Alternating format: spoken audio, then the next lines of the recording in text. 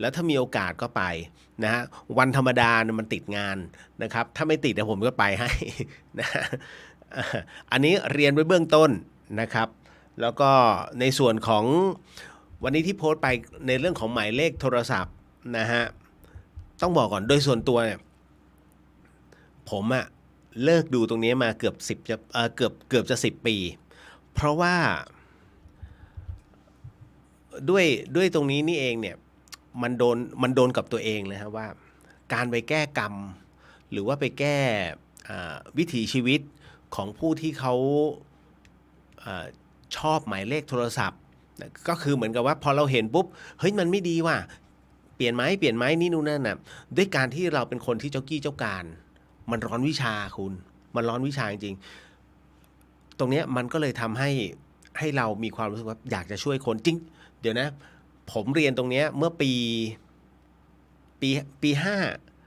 เดี๋ยวนะห้าอะไรวะเดี๋ยว54มั้ง54 54 55เนี่ยวันนี้เพราะตอนนั้นน่ะนิติกฤษมาสอนให้นิติกฤษกฤษศรีวรนันท์นะฮะนะเซ็งมาสอนให้ที่ธรรมเมื่อก่อนนี้นิติกฤษเขาอยู่ที่ธรรมสถานมชอันนี้ต้องบอกไว้ก่อนนะฮะก็เป็นอีกหนึ่งศิษย์ของอาจารย์แม่ชีเพียงเดือนเช่นกันนะฮะหลายๆคนอาจจะไม่ทราบเบื้องลึกเบื้องหลังนะฮะแล้วจากนั้นก็ไปเจอพระอาจารย์ภาสกรภูริวัฒโนที่ธรรมสถานจุฬานะฮะเซ็งก็เลยสอนเรื่องของตัวเลขเนี่ยฮะให้หลวงพี่ได้รับรู้นะฮะบางส่วนแล้วหลังจากนั้นเซ็งก็ถ่ายทอดเรื่องราวตรงนี้ฮะให้กับพระอาจารย์ภาสกรก็เลยจะสังเกตไหมเวลาท่านไปเทศที่ไหนก็มักจะไหนเอาตัวเลขเอาเบอร์โทรศัพท์มาดูซินี่อะไรอย่างนี้เป็นต้นท้ายที่สุดท่านก็จะเปลี่ยนให้แต่ละท่านอันเนี้ยสังเกตไหมนะฮะคือผมเองเนี่ยก็ได้มีโอกาสเช่นกันนะก็ได้เรียนนะครับก็ถือว่านิติกฤษเขาก็เป็นอาจารย์นะฮะเราก็ถือว่าในเมื่อเขาประสิทธิ์ประสาทวิชาตรงนี้ให้ก็ได้รับตรงนี้อีกหน่วยหนึ่งก็คืออาจารย์ของอาจารย์นิติกฤษอีกทีหนึ่งก็เมตตานะฮะก็สอนให้เพราะฉะนั้นณตรงนี้ต้องบอกก่อนว่าเป็นอะไรที่เราก็จะรับรู้ในส่วนตรงนี้พอสมควรนะฮะแมนการินกับนิติกฤษเนี่ยเขามีตำราคนละเล่มนะฮะแต่ว่าอยู่ในเครือข่ายเดียวกันเดี๋ยวหลายๆคนอาจจะไม่รู้เนาะก็ไม่เป็นไรอันนี้เล่าสู่กันฟังก่อนนะเพราะฉะนั้นเวลาผมจะคุยเรื่องตัวเลขเนี่ยบุญทั้งหมดทั้งมวลนะฮะมันก็จะตกไปถึงครูบาอาจารย์ด้วยนั่นก็หมายถึงอาจารย์นิติกฤษเขาก็ได้ด้วยเช่นกันนะฮะเพราะฉะนั้นในตอนแรกๆที่ร้อนวิชาเนี่ยคุณมันก็เลยทำให้ดูคนนั้นคนนี้ตลอดแล้วก็เปลี่ยนให้หลายๆคนผมก็เหมือนหลวงพี่ภัสกรน่ะเปลี่ยนให้หมดแต่ผมต้องหยุดเพราะว่าเนื่องจากว่ามันมีบางอย่างเริ่มสังเกตเห็นหลายๆเรื่องที่มันตีกลับมาที่ผมนะฮะมันเหมือนกับช่วงที่ผมตายอ่ะอันนั้นเป็นช่วงร้อนวิชาเช่นกันในเรื่องของพระคาถานะฮะแล้วเราร้อนวิชาจนลืมไปว่ามันยังมีคนที่เก่งกว่าคนเราเนี่ยคุณผู้ฟังมันไม่มีใครที่หนึ่งท้ายที่สุดแล้วเนี่ยฮะเหนือฟ้ายังมีฟ้านะฮะเพราะฉะนั้นเหนือพระสุธายังมีอวกาศใครก็ตามที่คิดว่าตัวเองคือเบอร์หนึ่งเนี่ยช่วงนี้เบอร์หนึ่งคุณยังเป็นแชมป์อยู่แต่วันหนึ่งเนี่ยแชมป์จะถูกลบนะฮะแล้วก็ล้มลงเพราะว่ามันก็ยังมีคนที่ต้องเก่งขึ้นอยู่เรื่อยพัฒนาขึ้นเรื่อยๆดังนั้นผมจึงไม่ปฏิเสธว่าเด็กๆรุ่นใหม่เขาก็เก่งนะฮะเพียงแต่ว่าเขาอาจจะไม่เขายังไม่เนื่องจากบุญตัวเองเยอะยังไม่รับรู้ถึงการสัมผัสในเรื่องของกรรมที่ไปยุ่งเกี่ยวกับเรื่องราวของคือไปตัดกรรมชาวบ้านเขาโดยที่ไม่มีเหตุจำเป็นถ้าสมมุติว่ากรณีที่เดินสวนกันเงี้ยนะฮะอย่างพิติกลิ่นสีนี่เก่งมากนะฮะเขาจะไม่ดูให้ใครพร่ำเพรื่อเพราะพิติกเป็นศิษย์ศิลปากรไงพิติกลิ่นสีเนี่ยเวลาเดินสวนปุ๊บแล้วเขาทักเฮ้ยน้องไปไม่ใช่ผมนะแต่อีกคนนึงเขาบอกเฮ้ยน้องไปทำบุญนะทำบุญเยอะๆนะพี่เตือนไว้แค่นี้แล้วแกก็เดินไปคนนั้นเขางงนะฮะซึ่ง พอได้คุยกับพี่ติ๊กแล้วพี่ติ๊กบอกว่าไอเนี่ยทำบุญน้อยแล้วหน้ามันดำมากพี่ว่ามันไม่น่าเกินปีนี้สุดท้ายนะฮะคนที่พี่ติ๊กทำนายไว้เนี่ยเขาไปทำบุญจริงๆแล้วทำบุญใหญ่เพราะฉะนั้นกรรมที่เขาถูกก็คือแค่เจ็บหนักไม่ถึงตายแต่แค่เจ็บหนักนั่นคือแกพูดแค่นี้แกบอกเฮ้ยน้องไปทำบุญแค่นั้นแกไม่พูดอย่างอื่นนะฮะเพราะฉะนั้นพอแล้วแกเป็นดาราเฮ้ยดาราเตือนขนาดนี้ไม่เชื่อมันก็คือแกมีเครดิตส่วนตัวถูกไหมฮะพอมีเครดิตส่วนตัวเนี่ยเป็นเราก็ต้องเฮ้ยพี่เขาทักต้องทำว่ะเป็นผมก็ทำแต่ถ้าผมเป็นตาสีตาสาเฮ้ยน้องไปทำบุญนะมีใครจะทำมึงเป็นใครมาบอกกู มันจะเจอประเภทนี้เพราะฉะนั้นเนี่ยการที่เราอาจจะไม่มีเครดิตในสังคมมากนะฮะการจะไปเตือนชาวบ้านเขาเนี่ยเฮ้ยทำบุญนะฮะมันไม่ดีเราไม่สามารถจะพูดเหตุผลหรือว่าปัจจัยอะไรต่างๆได้นะฮะแต่เมื่อก่อนเนี่ยผมพูดหมดเลยนะก็ดูดิเนี่ยตัวเลขมันเป็นอย่างเงี้ยตัวเลขอุบัติเหตุมันมีโอกาสเข้าโรงพยาบาลเลยนะนี่นู้นนะผมแจงหมดเลยละเอียดปุ๊บจนเขาบางคนก็ทำบางคนก็ไม่เชื่อคนที่ไม่เชื่อมักจะเป็นผู้ชายก็มีเหตุตามที่ผมพูดเสมอแต่คราวนี้เราก็ตัดส่วนนั้นออกไปเราก็มานั่งพิจารณาว่าส่วนคนที่เขาทำเนี่ยแล้วเราอธิบายทั้งหมดเอ๊ะเราไปบิดตัวกรรมเขาหรือเปล่าแทนที่เขาจะได้รับเนี่ยมันกลับเป็นว่าเราไปชี้ช่องตรงนั้นแล้วมันก็กลับมาเล่นงานผมเพราะฉะนั้นเรื่องของพระคาถาที่ทำให้ผมต้องตายไปตายแล้วฟื้นเนี่ยช่วงนั้นนะฮะไอ้ตัวเลขเนี่ยผมก็ว่ามันเลยมีส่วนในเรื่องของการทำให้เราประสบเหตุตรงนั้นตั้งแต่นั้นเป็นต้นมาเนี่ยผมเลิกดูเลยผมก็ประกาศออกสถานีวิทยุถ้าใครฟังภูโพหลวงมาหลอนเมื่อก่อนนี้ผมจะสอนอยู่2 อันนะฮะ1ดูตัวเลขทางออนไลน์ทางนี้เลยนะฮะ2ในเรื่องของการจับพลังพระซึ่งทั้ง2อย่างเนี่ยผมก็ถูกครูบาอาจารย์ท่านเตือนเพราะทั้งหมดมันมีครูนะฮะแต่วันนี้หลายๆท่านถามขึ้นมาเรื่องของหมายเลขโทรศัพท์อย่างที่อยู่ในมือผมเนี่ยนะฮะอันเนี้ยไม่ใช่ของผมไม่ใช่ของพี่เลียวแต่บังเอิญว่ามีความไปเกี่ยวข้องกับตัวเลขนะฮะก็เลยได้ขอยืมเขามาขอยืมซิมเข้ามาซึ่งมันถูกลงทะเบียนไปเรียบร้อยแล้วล่ะเพียงแต่ว่าถ้าใครสนใจนะฮะคงจะต้องให้ติดต่อน้องเขาผมไม่ใช่นักค้าขายนะฮะแล้วก็คือการขายเนี่ยมันคือการหาประโยชน์กรรมมันจะตีกลับมาที่ผมเพราะฉะนั้นผมจึงไม่ยุ่งแต่ว่าถ้าใครเขาถามเนี่ยจะบอกแค่ไม่บอกละเอียดเราก็จะบอกคร่าวๆเฮ้ยเลขนี้มันเลขเงินออกไปเปลี่ยนนะฮะแล้วก็บางเลขนี้เลขอุบัติเหตุอย่าใช้เลขนี้มึงใช้ถูกชาวบ้านเขาหักหลังนะเลขนี้ปิดทองหลังพระทำบุญคนไม่ขึ้นอะไรอย่างนี้เป็นต้นฮะ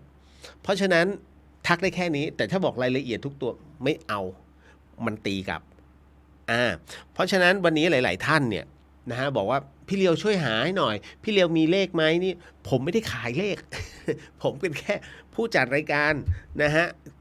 เป็นผู้จัดรายการบุญตรงนี้แต่ถ้าท่านใดสนใจจริงๆเนี่ยนะฮะเอาไว้หลังรายการหรือว่าวันพรุ่งนี้ช่วงกลางวันเนี่ยก็ทักมาที่ผมแล้วเดี๋ยวผมจะถามน้องให้ว่าจะขายเขาไหมขายเนี่ยในราคาเท่าไหร่สู้ไหวเหรอ เพราะว่ามันแต่ละตัวเลขมันคือถ้าไม่เจ๋งผมไม่โพสต์ไงเพราะเห็นผมโพสต์ไหมล่ะตลอดระยะเวลาหลายปีไม่เคยมีอันเนี้ยเฮ้ยเจ๋งว่ะเอาซะหน่อย แค่นั้นแหละเรื่องของเรื่องเพราะมันกลัวนะฮะก็เดี๋ยวจะสาธุไม่เป็นไรเนาะครูบาอาจารย์ไม่ว่ากันนะวันนี้ผมจะพูดคร่าวๆแล้วกันในเรื่องของการดูตัวเลขนะฮะไหนๆก็ไหนๆนะฮะเดี๋ยวหลังจากที่เราสมาทานศีลแล้วก็นั่งสมาธิกันก่อนแล้วผมจะสอนว่าไอ้ตัวเลขเนี่ยที่มันมีที่เขาจับเป็นกลุ่มกันเนี่ยทั้งบาปพระเคราะห์และสุภเคราะห์เนี่ยเสร็จปุ๊บมันทำงานยังไงแล้วผมเขียนลงไปในนี้ว่ารวยจริงแต่ต้องฟันฝ่าท้ายที่สุดแล้วมีคดีความด้วยแต่ระบบความปังของมันกับคดีความเนี่ยมันจะกลายเป็นไอ้คดีความเนี่ยจิ๊บคุณชนะแต่ในขณะเดียวกันต้องกล้าที่จะสู้ด้วยเพราะฉะนั้นของฟรีไม่มีในโลก แม้จะให้รวยมหาศาลแค่ไหนคุณก็ต้องฟันฝ่ามันนะฮะอย่าไปพึ่งตัวเลขคือแค่กำลังฮะเป็นกำลังแห่งดวงดาวที่เราสามารถนะฮะกลุ่มมันไว้เขาเรียกเป็นกำลังหนุนให้เราเดี๋ยวมันทำงานแบบไหนอะไรยังไงนะฮะเดี๋ยวนะฮะคุณสุพัฒน์ศักดิ์บอกว่าดูใน YouTube ได้ไหมครับพี่ดูได้ฮะในYouTube วัดฝายหินเนี่ยพระอาจารย์เดี๋ยวพระอาจารย์ครับขอเมตตาส่งลิงก์ YouTube หรือว่าที่จะให้ในเพจสาธุครับพระอาจารย์นะฮะก็เลยคือพี่เลียวไม่รู้เป็น YouTube ของวัดฝายหิน นะแล้วพระอาจารย์ท่านก็เมตตาคุมให้นะวันนี้ก็เราพูดคุยกันนะเป็นวิทยาทานแลกเปลี่ยนกันผมไม่รู้หรอกว่าครูบาอาจารย์ท่านอนุญาตหรือเปล่าแต่ผมจะบอกนะฮะว่ามันเป็นอย่างนี้หลักการทำงานของมันนะแล้ววันนี้ยังคงมีเรื่องราวที่หลายๆท่านถามเข้ามาเกี่ยวกับอะไรนะแพรรี่กับพระอาจารย์ชาตรีใช่ไหมฮะถามทัศนะในทัศนะส่วนตัวของผมอะไรยังไงนะครับก็เดี๋ยวมาว่ากันนะฮะในส่วนตรงนี้แล้วก็เห็นว่ามีการฟ้องร้องกันใช่ไหมฮะนะครับพระอาจารย์เข้ามาไหมเนี่ยวันนี้ นะมีใครก็จะรู้บ้าง ทั้งประเทศไทยพระอาจารย์เข้ามาในเพจผมคนเดียว พระอาจารย์ชาตรีนะฮะเดี๋ยวค่อยมาพูดคุยกันนะฮะ เอาละก็แล้วก็ตอบทุกคำถามเช่นกันเดี๋ยวขออนุญาตทักทายเพราะวันนี้ยังไงก็ตามมันยาวยาวแน่อันเนื่องมาจากว่าแค่การดูตัวเลขเนี่ยเกือบชั่วโมงแล้วหรือเดี๋ยวพยายามจะลัดให้มันเร็วที่สุดนะครับวิธีการดูเพราะว่าผมจะแบ่งเป็นกรุ๊ปในเรื่องของบาปพระเคราะห์กับสุภเคราะห์แล้วก็คงจะไม่พูดถึงเลขสมพลนะคู่สมพลคู่ศัตรูหรือว่าคู่ธาตุอะไรเงี้ยอาจจะพูดบ้างแต่ว่าคงจะเป็นอะไรที่นิดๆหน่อยๆนะฮะเพราะว่าจริงๆมันควรจะจำไม่ว่าจะเป็นคู่มิตรคู่สมพลนะฮะหรือว่าคู่ศัตรูรุนแรงนะฮะหรือว่าอะไรก็ตามแต่ทั้งหมดทั้งมวลไม่ใช่เลขเสียอย่างผมยกตัวอย่าง67 76อย่างเงี้ยฮะ676เนี่ยดาวศุกร์7ดาวเสาร์เขาจึงบอกว่าพระศุกร์เข้าพระเสาร์แทรกมันจะมีแต่เรื่องราวทั้งหมดอย่างผมพูดง่ายๆวัดฝายหินเนี่ยหมายเลขวัดนะฮะที่อยู่ของวัดคือ67ถึงได้จำแม่นมากนะฮะ67มันจึงเกิดเรื่องราวขึ้นทุกวี่วัน ผมใช้คำว่าทุกวี่วันมันจะมีเรื่องนี้นั่นเรื่องนั่นเข้ามาให้วัดนะฮะธรรมสถานใช้ที่อยู่เดียวกับวัดฝายหินก็คือ67แต่หลวงพี่ภาสกรเนี่ยท่านเลยตัดออกตัดเลขที่ออกจึงใช้คำว่าธรรมสถานมหาวิทยาลัยเชียงใหม่บ้านฝายหินหมู่1นะฮะถนนสุเทพตำบลสุเทพอำเภอเมืองจังหวัดเชียงแค่นี้ฮะเขารู้แล้วไม่จำเป็นต้อง67นะฮะส่วนสถานีวิทยุ FM 104.50ไม่ครับท่านก็ไม่ใส่67ถ้าใช้คำว่าสถานีวิทยุพระพุทธศาสนา FM 104.5วัดฝายหินเชียงใหม่จบเลยฮะถึงเขารู้กันเพราะฉะนั้นทางวัดก็เลยใช้วิธีการตัดตัวเลข67ออกนะฮะ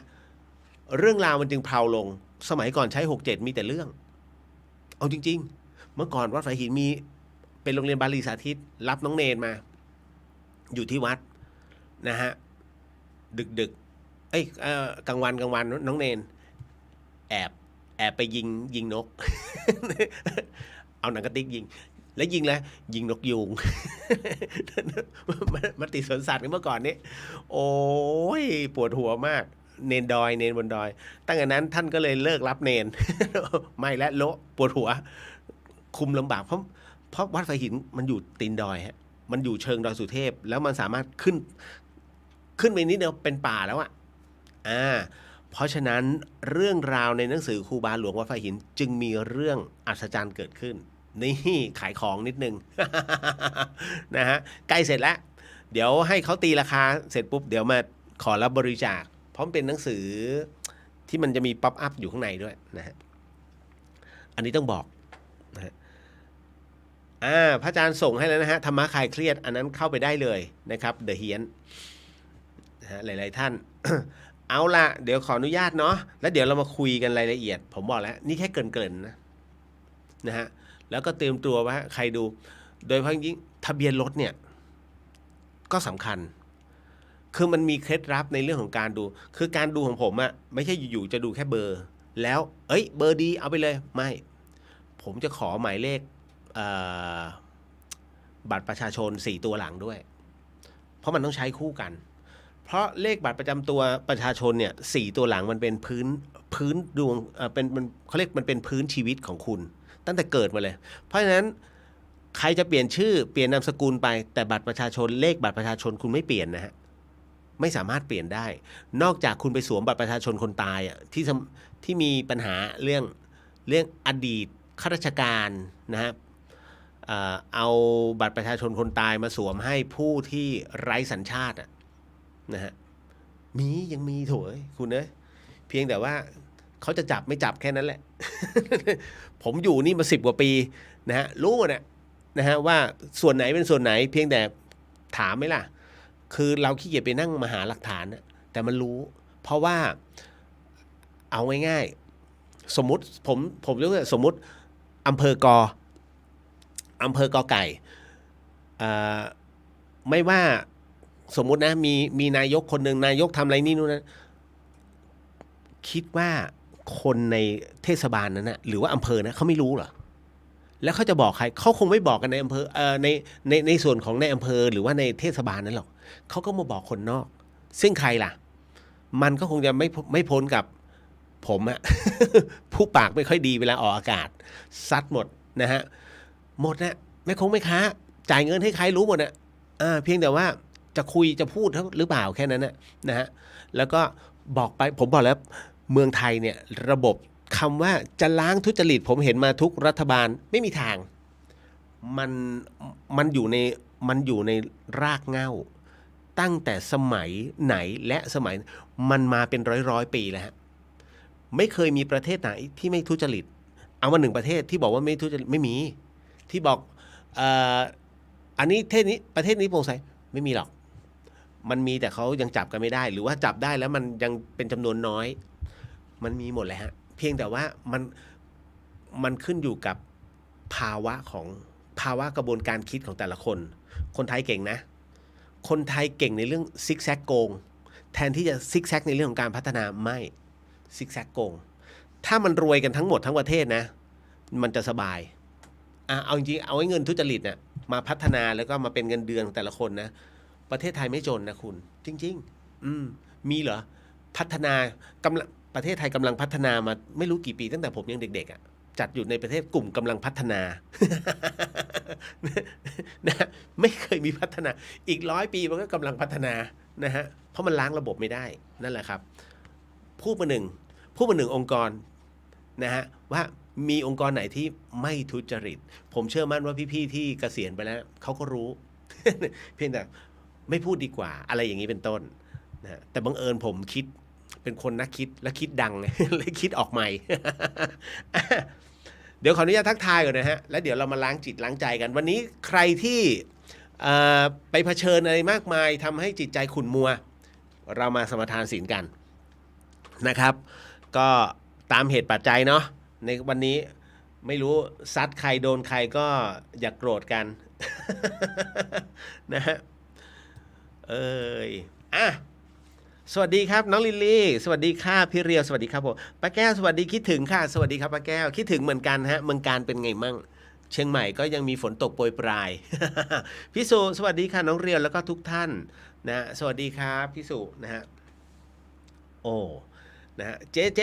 สวัสดีครับเจอยู่ไหนเนี่ยเจอยู่ในเมืองเชียงใหม่หรือกาลยาคือน้องเขาอยู่กาลยานิวัฒนานะไกลมากแถววัดจันทร์นะกุ๊บกิ๊บโอ้กุ๊บกิ๊บเปลี่ยนโปรไฟล์พี่เรียวจำไม่ได้นะฮะนะตกใจเลยสวัสดีครับพี่เรียวคุณแม่ฝากสวัสดีด้วยนะคะก็ฝากสวัสดีคุณแม่ด้วยครับมีคำถามค่ะ จากที่ดูบอลไทยเมื่อกี้ปรากฏว่าแพ้แต่มีคอมเมนต์แบบซ้ำเติมทีมชาติเรานะฮะถ้าแบบนี้เป็นกรรมไหมคะคนเม้นต์จะบาปไหมคะขอบคุณค่ะคืออย่างนี้ฮะในฐานะที่ผมก็เป็นนักกีฬานะครับจะบอกว่ากีฬามันมีแพ้มีชนะ มันไม่มีใครอยากแพ้หรอกเขาก็อยากทำให้กับทีมชาติเต็มที่ เพียงแต่ว่าเราเลือกผู้ลงแข่งอะถูกตัวไหมเส้นไหมแค่นั้นแหละนะฮะเพราะว่าฟุตบอลมันเป็นกีฬาเฉพาะทีมถูกไหมฮะมันเป็นกีฬาเฉพาะทีม เพราะฉะนั้นการที่เราจะจัดตัวเนี่ยจัดม้าศึกของเราลงไปแข่งเนี่ยฮะต้องดูครับแบ็กซ้ายฆ่าศึกเนี่ยนะฮะ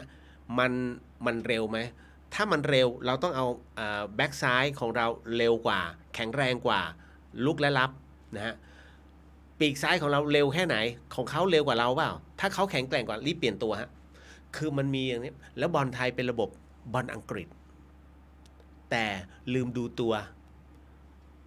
ประเทศไทยแม่งตัวเท่าแบบคือมันต้องเล่นสไตล์เม็กซิโกอ่ะนะฮะ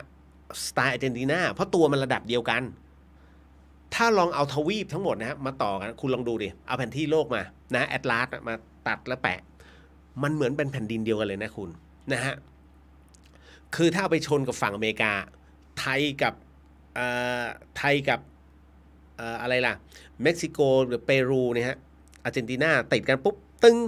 มันแทบจะเป็นแผ่นดินเดียวกันเลยสันนิษฐานว่าครั้งหนึ่งในสมัยก่อนนู้นนะฮะมันน่าจะเป็นชนเผ่าเดียวกันคล้ายๆกันมันควรจะเล่นสไตล์นั้นนี่ฮะชอบสไตล์อังกฤษแต่ว่าตัว170กว่า ผมก็ไม่เข้าใจก็ถ้าเป็นอย่างนั้นเนี่ยกรณีตรงนี้เขาเล่นเต็มที่นะฮะคนที่คอมเมนต์หมายถึงว่าเขาเอาใจไปฝักใฝ่มากเกินไปเพราะฉะนั้น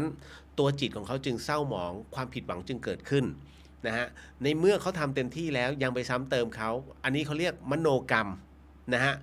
รวมถึงวจีกรรมนะฮะและก็กายกรรมมันมาครบทั้งหมด3กรรม3วาระเต็มที่ฮะคือกรณีในเรื่องของการแดกดันตรงเนี้ยนะฮะมันจะทำให้ในเรื่องของระบบปัญญาเขามีปัญหานะระบบกระบวนความคิดนะฮะตัวกรรมแบบนี้นะเพราะฉะนั้นก็ไม่ควรฮะเพียงแต่ว่ามันไม่มีใครอยากแพ้หรอกคุณยกเว้นอยากจะล้มเงี้ยนะฮะซึ่งมันก็มันควรจะไม่เกิดกับบอลไทยนะเรื่องของการล้มบอลนะฮะแต่ก็มีอยู่บ้างนะข้อ2พรุ่งนี้เป็นวันขอเข้ามากรรมเหรอคะเห็นใน Facebook TikTok นะฮะ TikTok แชร์กันค่ะจริงไหมคะแล้วแต่เขาฮะ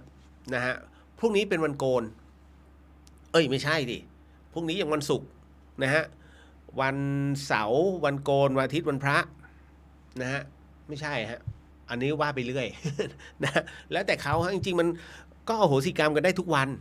นะขอเข้ามากันได้ทุกวันเพียงแต่เราก็ทำของเราไปนะไม่ต้องไปทำเป็นกลุ่มถ้าทำเป็นกลุ่มมันเหมือนถ้าเป็นคนนำเนี่ยไปดึงชาวบ้านเขาเดี๋ยวอายุเขาเรียกมันจะทอนในเรื่องของอายุนะฮะอันนี้ไม่แนะนำนะฮะคุณก้าวสวัสดีค่ะน้องเรียสวัสดีครับพี่สวัสดีครับผมนะฮะตามมาด้วยคุณเบนสวัสดีค่ะคุณเรียวสวัสดีครับนะฮะคุณปุณณิสาสวัสดีค่ะคุณเรียวสวัสดีครับผมนะฮะเจเบอร์ที่พี่เรียวดูให้ก็ยังใช้ถึงปัจจุบันน่าจะ 7-8 ปีแล้วอยู่ในเมืองครับผมโอเคน้องนะฮะเบนบอกว่าใช่เลยค่ะนะฮะมาต่อมาฮึบคุณปาล์มรายงานตัวค่ะคุณเรียวสวัสดีครับนะฮะมาแล้วผู้รายงานตัวนะฮะคุณจันยาสวัสดีค่ะคุณเรียวสวัสดีครับผมนะฮะน้องแมมสวัสดีครับพี่เรียวมาทักทายรายงานตัวแล้วไปนอนก่อนนะคะ ดูย้อนหลังค่ะคืนนี้ฝนตกถล่มกทมค่ะโอ้ยเสียนะใจเสียเพราะว่าคุณแม่ผมก็วันนี้เพิ่งไปตรวจร่างกายมาไม่รู้ยังไม่ได้คุยกับพี่สาวเลยนะฮะคุณณัฐศิษย์สวัสดีครับพี่เรียวสวัสดีครับผมคุณจินชาสวัสดีครับคุณเรียวภาพคุณเรียวมีชัดมีอะไรนะแบ็กกราวด์ชัดกว่าหมายถึงว่าหน้าผมเบลอใช่ไหมฮะมันเป็นเทคนิคของอาจารย์ฮะ คือมันเป็นเทคนิคของวัดไผ่หินฮะคือประมาณว่าหลังชัดหน้าเบลอ ไม่มีปัญหาไม่มีปัญหานะอ่าน้องแอมสวัสดีค่ะ วันนี้ดูมืดจังนะคะ เอาเหรอ หน้าสงสัยโดนราหูอม ขอบคุณค่ะ เดี๋ยวเอาไว้หาไฟมาเปิดตรงนี้ คุณย่าสโหนสวัสดีค่ะคุณเรียวเสียงใสมาแล้วนะฮะขอบพระคุณครับคุณย่าสวัสดีนะครับ น้องแหม่มร่างกายพี่เรียวแข็งแรงขึ้นเพราะออกกำลังกายวิดน้ำแน่ๆเลยครับนะฮะขอถามพี่เรียวค่ะ ถ้ากรณีดูย้อนแล้วแหม่มอารัธนาศีลย้อนหลังตามได้ครับ ไม่มีปัญหาเรื่องศีลเนี่ยทำทุกเวลาได้หมดเลยนะฮะแต่น้องแหม่มย้ำเรื่องของของห้องผมน้ำท่วม ฝนมันคือฝนมันลงมาหาใหญ่นะฮะหาใหญ่คำว่าหาเนี่ยมันเป็นภาษาโบราณแล้วเขาวัดกันที่บาทพระนะฮะนั่นหมายถึงว่าถ้าเอาบาทพระเอาไปวางกลางแจ้งแล้วน้ำเนี่ยน้ำฝนมันลงจนเต็มบาทเขาเรียกหนึ่งหานะฮะเพราะฉะนั้นอันเนี้ยมันหลายหาเพราะมันโอ้โหถ้าลงคงหลายบาทอ่ะ มันลงแบบมันระบายไม่ทันอ่ะแล้วก็คือหลังมอชอมันเป็นพื้นเทอย่างงี้คุณเชื่อไหมไอ้ตรงเนี้ยที่มันมาด้านข้างอ่ะโอ้โหลงเป็นน้ำตกแล้วนักศึกษาเนี่ยกำลังนั่งกินข้าวต้องยืนนะอารมณ์นั้นเลยอารมณ์นั้นจริงๆฮะเพราะว่าน้ำมันท่วมแล้วห้องผมอ่ะมันมาจากดอยแล้วไอ้บ่อเกลอะเนี่ยมันตันนะฮะเสร็จปุ๊บมันก็เห็นรูตรงห้องน้ำใช่ไหมฮะอันนี้จำไว้เลยฮะบ้านใครที่จะน้ำท่วมเนี่ยคุณไม่ต้องไปห่วงน้ำข้างนอกเพราะผมรู้ว่าคุณกั้นกันได้คุณห่วงน้ำในท่อนะฮะกับในห้องน้ำไอ้ตรงรูระบายให้หาถุงก๊อบแก๊บใส่ทรายมัดปากแล้ววางไว้นะฮะตรงนั้นมันซึมจริงแต่มันซึมน้อยนะฮะไม่ใช่ว่ามันจะไม่ท่วมเลยเพราะแรงดันมันจะเยอะเพียงแต่ว่าถ้าอุดได้ก็อุดนะฮะผมลืมพอเปิดเข้าไปโอ้โหแทบจะตกปลาในห้องน้ำตกปลาในห้องนะฮะโอ้ยคุณเอ้ยล้าซับน้ำไถนี่นะเอาว่าดีว่ากล่องอะที่มันมีอยู่เป็นกล่องกระดาษอันนี้ยังไม่รวมใต้เตียงนะบางอันมันคือผมรู้อยู่แล้วว่าสักวันหนึ่งมันต้องมีอย่างเงี้ยอารมณ์เนี้ยก็เลยพยายามไม่เอากล่องกระดาษมาวางไว้ข้างล่างก็ไม่ค่อยจะเสียหายมากนะฮะมันก็มีอยู่2-3กล่องนะโอ้ยสุดๆ เวลาน้ำท่วมเนี่ยนะฮะถึงได้บอกว่าเวลาท่วมมันแทบจะขนของกันไม่ทันก็อย่างนี้แหละฮะนะฮะต่อมาฮึบขจรศิลป์สวัสดีครับพี่เลียวสวัสดีครับผมมิชัยสวัสดีครับพี่เลียวสวัสดีครับนะฮะพี่วรันทรสวัสดีครับคุณเลียวสวัสดีครับพี่นะฮะคุณเพนสวัสดีครับพี่เลียวสวัสดีจ้านะฮะแล้วก็มาถึงอันนี้คุณปริญญาสวัสดีครับพี่เลียวสวัสดีครับผมคุณนายนาทำไมเลข37จึงเป็นเลขอุบัติเหตุสังเกตจากทะเบียนรถ แน่นอนฮะมันเป็นคู่อุบัติเหตุนะฮะ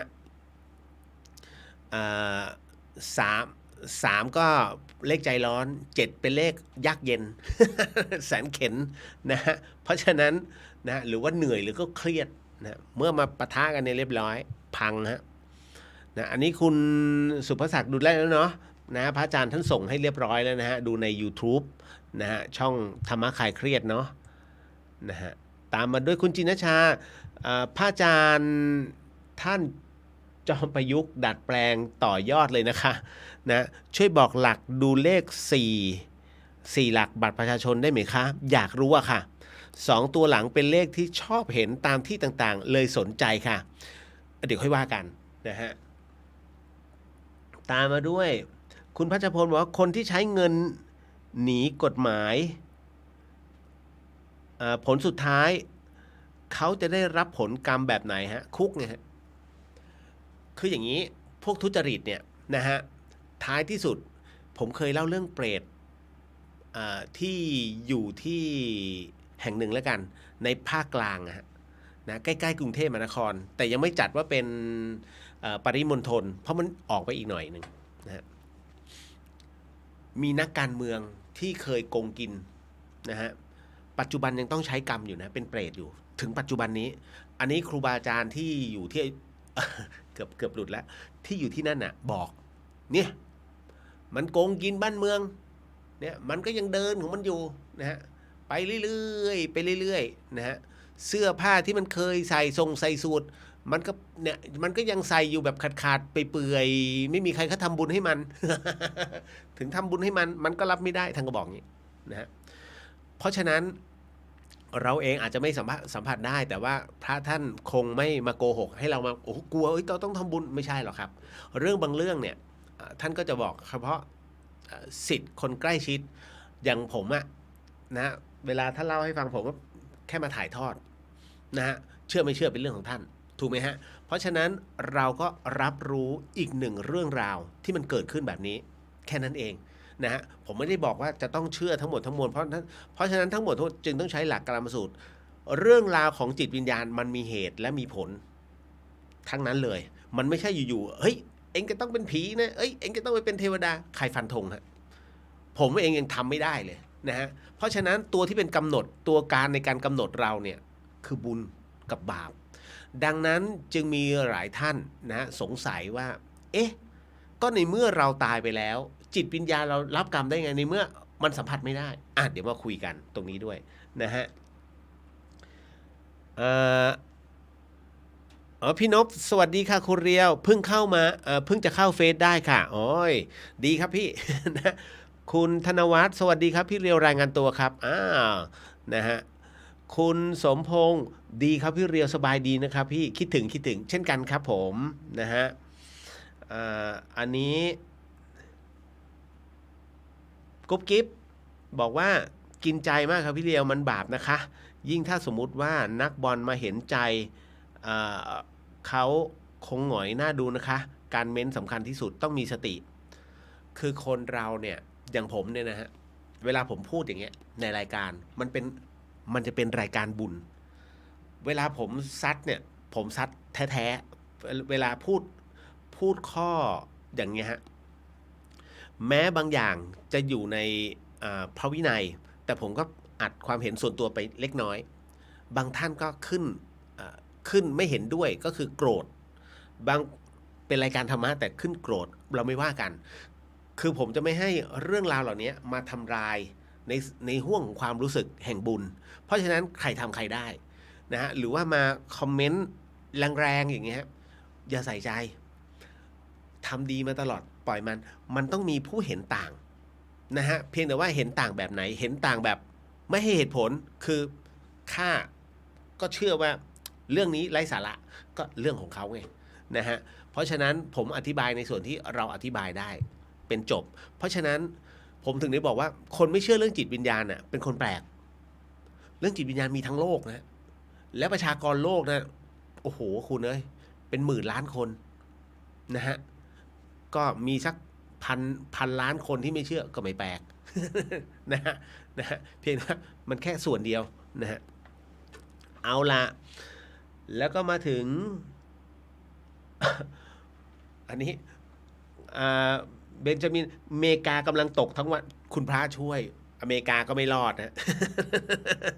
นะฮะเจบอกรถผม9737นั่นไงแต่ต้นปีหวยมารัวๆ นะฮะเอาแผ่นทองคำเปลวปิดหัวเลข3ทุกอย่างมีทางแก้ไขนะบางคนไปปิดผิดผมเห็นแล้วขับรถอยู่โอ้โหนี่มันปิดมั่วนี่หว่าปิดแผ่นทอง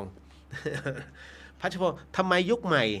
จะไม่ค่อยเชื่อในสิ่งที่มองไม่เห็นและผมจะเตือนพวกเพื่อนๆการที่ไม่เห็นถือว่าดีแล้วบางคนเห็นถึงกับรับไม่ได้น้อยคนน้อมจะรับที่จะเป็นนะฮะโลกของดิจิทัลมันเข้ามาทำให้มีอะไรที่น่าสนใจไปมากกว่าเรื่องของจิตวิญญาณแล้วก็เรื่องของบุญเรื่องของกรรมเพราะฉะนั้นการที่เขาดูโซเชียลอยู่นิ่งๆอยู่กับบ้านเขาถือว่าเขาก็ไม่ได้ทำชั่วและเขาก็ไม่ได้ทำดี เพียงแต่เราอยู่นิ่งๆมันไม่เกิดอะไรแต่ว่าเรารับรู้ในเรื่องราวเพียงแต่ว่าเขาเลือกเสพตรงไหนถ้าเลือกเสพความบันเทิงก็มีความสุขนะฮะก็คืออันนั้นคือสุขของเขาแต่ถ้าเขาเลือกที่จะเสพในเรื่องของข่าวอาชญากรรมฆ่ากันผัวเมียตีกันฆ่ากันเงี้ยฮะนะฮะโอ้โหคุณเอ้ยอันเนี้ยจิตมันเป็นทุกข์มันล่วงเลยถ้าหลับปุ๊บฝันเลยโอ้ยเรื่องนี้เรียบร้อยมานี่มากับข้า นะฮะพี่สุตอนหัวรุ่งพี่เข้าครัวเจอน้องปล้องทองนอนอยู่บนเคาน์เตอร์ใกล้หน้าต่างพี่ถามเขาว่ามาทำอะไรไปอยู่ข้างนอกนะพี่เปิดบานเกร็ดให้เขาเลื้อยออกแบบว่าง่ายค่ะพูดกับงูได้ด้วยอีเขารู้เรื่องพี่ผมถึงได้บอกว่าก่อนที่จะทำอะไรกับมดเนี่ยผมให้โอกาสก่อนเช้านี้เจอมดออกไปจากห้องถ้ากลับเข้ามาตอนเย็นยังอยู่ขออนุญาตนะไล่ยกลังนะ ปรากฏกลับมาเขาก็หายมันเคยเกิดขึ้นฮะโอ้แต่ของพี่น่ากลัวงูป้องทอง งูพิษนะ ทำเป็นเล่นพัชพลข่าวผมแทบไม่ดูมีแต่เดิมๆอ๋อนะฮะตามมาด้วยคุณธนวัฒน์พี่เลียวครับอยากสอบถามเรื่องเตโชกสินที่พระสุปฏิปันโนใช้ปราบวิญญาณเฮี้ยนๆไฟจะเผาตลอดหรือครับคือท่านฝึกจนมองไฟอ่ะจริงๆคำว่ากสินเนี่ยก็คือสมาธิแต่ท่านเพ่งจนถึงแบบไหนไม่ใช่ท่านเพ่งมากจนขนาดที่ตาเนี่ยบางคนมีความเชื่อว่าโอ้ต้องเพ่งจนแบบตาเราต้องเหมือนกับฤาษีตาไฟมองปุ๊บแล้วนกต้องตกลงมาตายตกลงบุญหรือบาปมองนกตกตายยังต้องหลับฝึกทำไมอ่ะฝึกแล้วตาบอด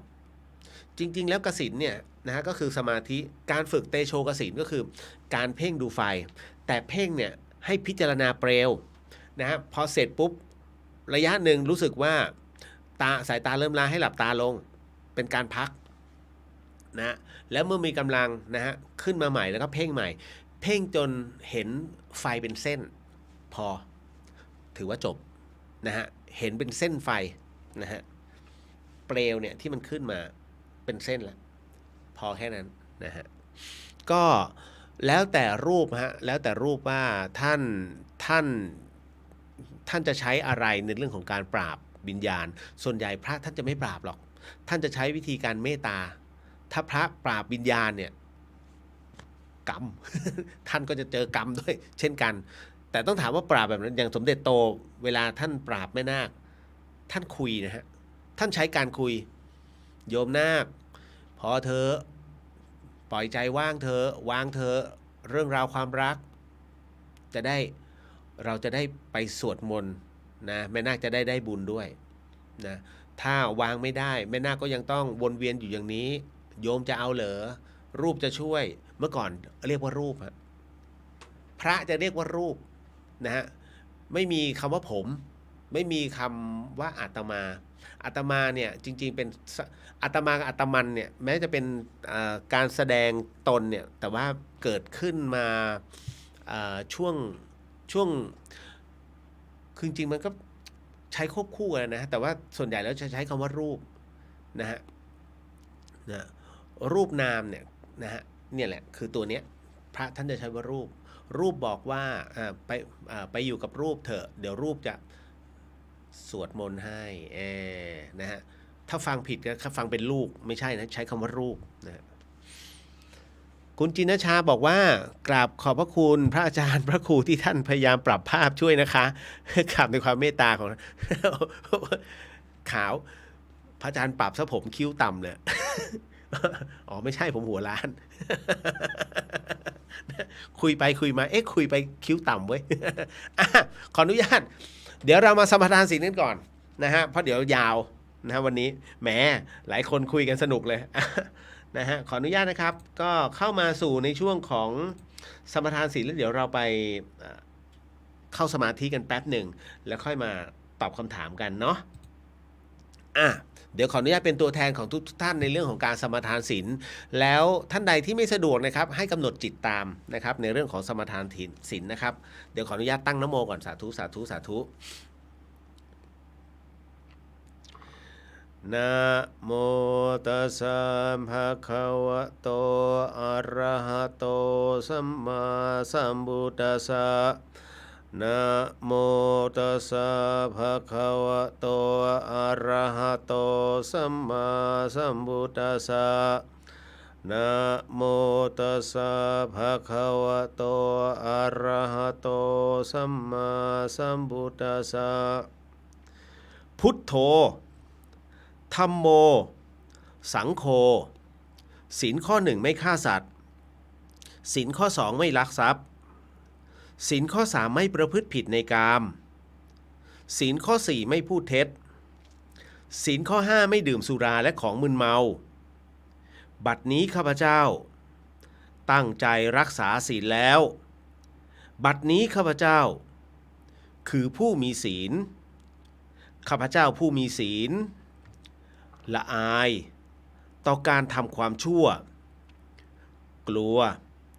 ต่อผลของบาปกรรมข้าพเจ้าผู้มีศีลมีหิริโอตปะมีกายเป็นมนุษย์มีใจเป็นเทวดาเป็นมนุษย์เทโวเข้าถึงความเป็นสหายกับเหล่าเทวดาทั้งหลายณบัดนี้ข้าพเจ้าทั้งหลายขออดโทษลดกรรมที่ข้าพเจ้าประมาทพลาดพลั้งในช่วงวันนี้หลงในฉับพลันและขอให้กรรมดีที่ข้าพเจ้าหรือเหล่ากัลยาณมิตรได้ทำไว้นั้นขอจงมาแทรกส่งผลบุญนี้ให้ข้าพเจ้าได้มีความสุขและประสบผลสำเร็จตลอดไปเถิดสาธุสาธุสาธุอนุโมทามินะฮะเอาละครับใครสมทานศีลเมื่อกี้ก็ได้บุญไปเยอะนะเพราะว่าหยิบยืมบุญของกัลยาณมิตรมาให้กับตัวเองด้วย นะฮะเรามีเวลากันไม่มากนะครับเพราะว่าจะให้นั่งสมาธิก่อนแล้วเดี๋ยวจะไปคุยเรื่องราวของตัวเลขเพราะเรื่องราวของตัวเลขเนี่ยมันค่อนข้างจะซับซ้อนนะแล้วก็ค่อยมาอีกหนึ่งเรื่องราวของพระอาจารย์นะพระอาจารย์ชาตรีนะกับในส่วนของแพรรี่ ปวดใจ ขออนุญาตนะครับท่านใดที่ถนัดในเรื่องของการเข้าสมาธิแบบไหนเอาสไตล์ตัวเองเลยนะจะลมหายใจเข้าออกพุทโธพุทโธไม่ต้องเกร็งนะเวลานั่งสมาธิให้นั่งสบายๆผ่อนลมหายใจตามที่คุณหายใจอยู่แล้วเหมือนกับนอนหลับนะฮะเพียงแต่ท่านเปลี่ยนจากนอนเป็นนั่งแล้วก็หลับตาลงธรรมดาให้หนังตามันเบาๆไม่ต้องหนักนะฮะจนหลับไปเลยไม่ใช่นะฮะการนั่งสมาธิก็คือครองนะฮะคือครองความรู้สึกนะฮะทั้งหมดทั้งมวลนั้นไปกับลมหายใจแล้วจากนั้นตัดนะฮะคำบริกรรมพร้อมกับเปลี่ยนลมหายใจให้รู้สึกว่ามันเป็นความว่างให้ได้นะฮะเพราะฉะนั้นตอนนี้เป็นเวลา 23:55 นาทีเดี๋ยวเราจะไปออกที่ 23:58 นาทีเนาะนะฮะเอาละครับเดี๋ยวผมขออนุญาตบรรยายทำไปด้วยเนื่องมาจากว่าเป็นการออกอากาศผ่านสถานีวิทยุไม่สามารถจะให้เดดแอร์ได้นะครับเพราะฉะนั้นถ้าใครพร้อมแล้วนะให้ค่อยๆหลับตาลงครับหลับตาลงนะฮะแล้วเราก็มาเดินสมาธิพร้อมๆกันสัก3 นาทีเนาะนะฮะเมื่อพร้อมแล้วเราก็บริกรรมได้ครับพุทโธพุทโธหรือว่านะมะพะทะหรือว่าจะเป็นกรรมฐานน้ำเย็นนะฮะเน้นความรู้สึกให้เป็นความว่างที่ท้องน้อยนะครับเราจับจุดสิ่งใดสิ่งหนึ่งนั้นนะฮะให้เป็นความว่างไปนะฮะสิ่งเหล่านี้เป็นลีลาเป็นชั้นเชิงในการปฏิบัติเป็นแท็กติกเป็นกลยุทธ์เป็นยุทธวิธีมีศัพท์เยอะแยะที่จะใช้แต่จริงๆก็คือมันไม่ใช่หลักถ้าหลักก็คือจิตเป็นอย่างไรรู้ว่าเป็นอย่างนั้นแต่ตอนนี้จิตเราพลาดเรามองไม่ออกว่าจิตมันว่างๆอยู่ข้างนอกเราก็จะใช้ยุทธวิธีใช้แท็กติก ใช้กลยุทธ์ลืมมันไปเลยที่ผิดไม่ต้องไปนั่งแก้มันกล้าพอไหมจิตผิดก็ไม่แก้มันกล้าพอไหมเริ่มแต่นับหนึ่งใหม่หายใจออกรู้สึกหายใจเข้ารู้สึกไปแป๊บเดียวเท่านั้นจิตมันจะกลับเข้ามามันจะตั้งมั่นขึ้นมาอัตโนมัติแล้วเราจะรู้เลยว่าเฮ้ยเมื่อกี้นี้มันอยู่ข้างนอกตลอดเลยที่จริงตรงเนี้ยไม่ใช่หลวงพ่อคิดเองหรอกหลวงตามหาบัวท่านเป็นคนสอนหลวงพ่อเองก็คือหลวงพ่อดูจิตเห็นกิเลสมันผุดขึ้นมาเราดูที่กิเลสนี่จิตเคลื่อนไปดูกิเลสแล้วไม่เห็นว่าจิตเคลื่อนไปที่กิเลสแทนที่กิเลสมันจะดับเพราะจิตเราไม่ได้ตั้งมั่นจริงสมาธิที่แท้จริงไม่มีปัญญาก็ไม่เกิดเพราะฉะนั้นโทสะนี้ไม่ดับพอเราไประลึกรู้มันเคลื่อนออกไปจากจิตเราก็หลงตามดูโทสะออกไปข้างนอกพอโทสะดับไปเราก็เห็นมันว่างเราไม่รู้ว่าจิตเคลื่อนออกข้างนอกไปแล้วเราก็นึกว่าจิตยังตั้งมั่นอยู่ที่แท้จิตอยู่ข้างนอกจิตไม่เข้าฐานหลวงพ่อติดอยู่ตรงนี้ปีกว่าดูอย่างไรก็ดูไม่ออกทำไมติดนานไม่มีครูบาอาจารย์แต่ละองค์ก็อยู่ไกลๆหลวงปู่ดุลก็มรณภาพไปแล้วหลวงปู่เทศก็อาพาธพบไม่ได้อย่างไรก็ตามพอดีขึ้นไปกราบหลวงตามหาบัวเข้าไปกราบท่านตอนช่วงนั้นยังไม่ได้มีเรื่องผ้าป่าช่วยชาติอะไรที่วัดท่านยังไม่เยอะหรอกขึ้นไปถึงองค์ท่านได้เลยไม่มีใครห้ามไปถึงท่านกำลังสั่งให้พระจัดศาลากำลังจะฉันข้าวกันท่านเอตโลลั่นเลยดูองค์นู้นองค์นี้นิสัยท่านเป็นอย่างนั้นโฉงชางท่านงามแบบของท่านงามธรรมชาติของท่านเป็นอย่างนั้นท่านยังบอกเลยว่าอย่ามาเรียนแบบกิริยาอาการของท่านไม่สวยแต่ท่านทำของท่านนี้สวยอย่างของท่านถ้าอยากเรียนกิริยามารยาทให้สวยนี้ไปดูหลวงปู่เทศนั้นงามทุกอริยบทงามตลอดเวลาทั้งวันทั้งคืนเลยหลวงพ่อปราโมทย์ท่านก็เข้าไปกราบนะฮะท่านเข้าไปกำลังเออาอยู่หลวงพ่อก็เข้าไปกราบท่านเข้าไปข้างหลังท่านเลยท่านนั่งพิงอะไรอยู่ก็บอกท่านพ่อแม่ครูอาจารย์ผมขอโอกาสท่านหันมามองแล้วก็บอกว่าเดี๋ยวก่อนเรายังไม่ว่างแล้วค่อยๆดุพระไปพอจัดที่นั่งสำหรับฉันเรียบร้อยแล้วท่านก็ถามมาว่าไงหลวงพ่อปราโมทย์ท่านก็บอกว่าพ่อแม่ครูบาอาจารย์ให้ผมดูจิตผมก็ดูจิตอยู่แต่ที่ผ่านมานี้ผมรู้สึกว่ามันไม่พัฒนาเลยมันไม่รู้ว่ามันติดขัดตรงไหนท่านมองหน้าหลวงพ่อแล้วก็ถามเลยว่าที่ว่าดูจิตนั้นดูไม่ถึงจิตแล้วทำไมดูไม่ถึงจิตไปหลงอยู่ที่ว่างท่านไม่ได้บอกเลยท่านบอกหลวงพ่อแค่ว่าที่ว่าดูจิตนั้นดูไม่ถึงจิตแล้วตรงนี้สำคัญนะต้องเชื่อเรานะเราผ่านมาด้วยตัวเราเองอะไรก็สู้บริกรรมไม่ได้เอาละฮะคุณผู้ฟังค่อยๆลืมตาครับค่อยๆลืมตานะฮะบัดนี้เราถอนกรรมฐานนะฮะก็จะบอกว่าโมทนาสาธุกับทุกท่านเพราะวันนี้ท่านนั่งกรรมฐานหรือว่านั่งสมาธิเป็นเวลา5 นาทีครับ สาธุนะฮะเอาละครับก็ถือว่านั่งนานที่สุดในรอบ10 กว่าวัน นะฮะก็เป็นอีกหนึ่งเรื่องราวนะครับที่เราให้ท่านได้ลองนั่งดูนะครับลองขังนะฮะในเรื่องของตัวจิตของเราไว้ว่าดูว่ามันว่างแค่ไหนนะครับเอาละมา เอ่อป้าแก้วปวดใจกับคนที่เข้าไปว่าพระอาจารย์ชาตรีวันนี้ค่ะอ๋อคุณกนิกาสวัสดีค่ะทันพอดีสมาธิสาธุสาธุสาธุฮะนะฮะพัชพลบอกว่าผมเคยฆ่าตะขาบเข้ามาห้องนอนในใจไม่อยากฆ่าแต่สุดท้ายผมก็ต้องฆ่า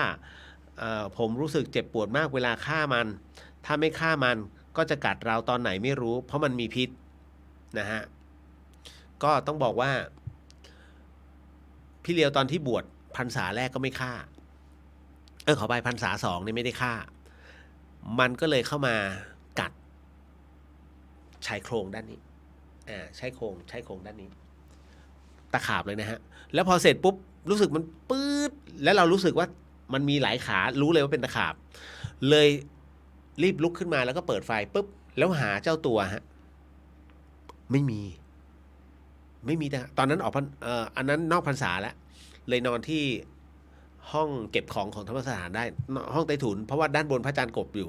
นะฮะแล้วก็เสร็จปุ๊บเฮ้ยตะขาบไปไหนวะเราก็มีไม้อันนึงไม่ได้จะตีเขานะแต่ว่าเราจะต้องเขี่ยดูผมก็เลยเลิกดูตรงใต้หมอนผมจะชอบนอนหมอนคลิปอะหมอนแบบอีสานอะสี่เหลี่ยมๆอะแล้วมีปลอกคอมีปลอกหมอนสีขาว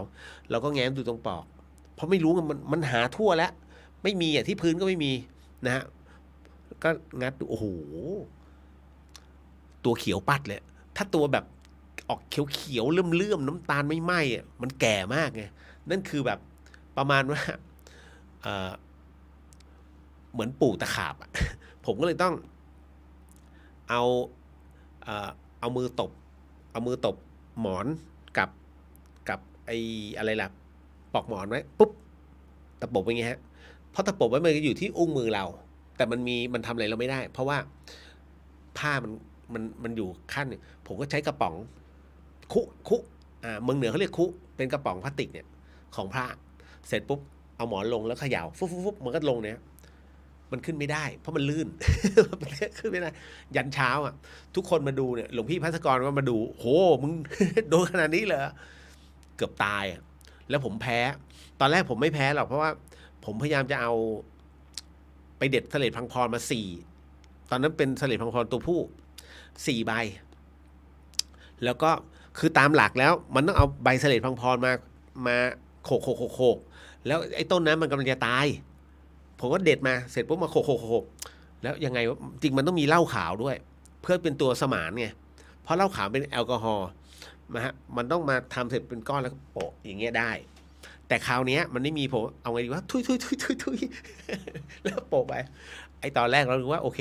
เพราะว่ามันหายปวดจริงนะแต่พอแล้วเราไม่รู้ว่าโปะนานแค่ไหนสุดท้ายมันลามโอ้โหคุณเอ้ยหลวงพี่ภัสกรเนี่ยเอากระจกมาให้ดูด้านหลังผมก็หันไปดูโอ้โหมันเป็นแบบคล้ายๆลมพิษนะคุณแต่มันขึ้นหนามากครึ่งหลังอะหลวงพี่บอกไปโรงพยาบาลก็เลยได้โยมน้องโยมเอ็มแหละมีอะไรก็โยมเอ็มตอนนั้นพาไปส่ง4,000ห้องฉุกเฉินโอ้โหคุณเอ้ยตอนนั้นผมทำใจมากเกือบจะเท่แล้วถ้าหลวงพี่จะตายขอตายในท่านั่งสมาธินะ หมอมากระซิบหลวงพี่ครับตะขาบกัดไม่ตายครับโอ้โหหน้าแตก ตอนนั้นโอ้กำลังเคร่ง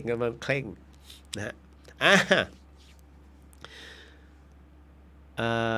คุณจินชาโมทนาสาธุกับคุณเรียวนำกรรมฐานแล้วก็กับทุกท่านที่ร่วมปฏิบัติสมาธิร่วมกันนะคะสาธุครับนะฮะเบนบอกว่านั่งจับลมเข้าออกฟังคุณเรียวไปด้วยมีความรู้สึกน้ำตาซึมนะฮะเป็นเมื่อกี้ที่ผม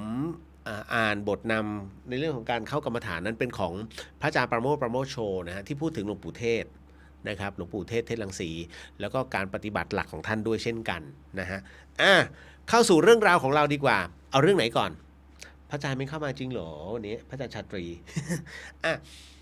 พอดีว่าเดี๋ยวผมขอเปิดคำถามก่อนนะฮะตึ๊ดไหนๆก็ไหนๆแล้วในส่วนของอดีตพระปรริญญาเก้านะฮะได้เข้ามาโต้นะฮะแล้วก็ด่าทอพระอาจารย์ชาตรีนะครับพี่เลียวมีความคิดเห็นอย่างไรครับเชื่อไหมคำถามเนี้ย มีอยู่ในเนี้ยผมอะประมาณ 4-5 ท่านที่ถามเข้ามานะครับก็เลยเอาว่าผมขอตอบให้นะฮะกรณีตรงนี้เนี่ยนะฮะผมเชื่อมั่นว่าหลายๆท่านเนี่ยรู้แล้วว่าอะไรเป็นอะไรนะครับเพราะฉะนั้นคงจะไม่วิพากษ์มากนะฮะผมผมมองตามหลักธรรมนะฮะหนึ่งอะไรคือประโยชน์อะไรคือสาระผู้ทำประโยชน์คือใครนะแล้วก็และยังทำประโยชน์อย่างต่อเนื่องนะฮะมีคุณประโยชน์ทั้งหมดทั้งมวลต่อพระพุทธศาสนานะฮะดังนั้นเราจึงไม่เอามาเป็นอารมณ์หรือว่าเป็นอะไรเป็นที่ตั้งนะฮะท้ายที่สุดแล้วนะทั้งหมดทั้งมวลตัวธรรมเนี่ยจะเป็นตัวฟ้องว่าท่านใดถูกท่านใดผิดเราเองก็ทราบ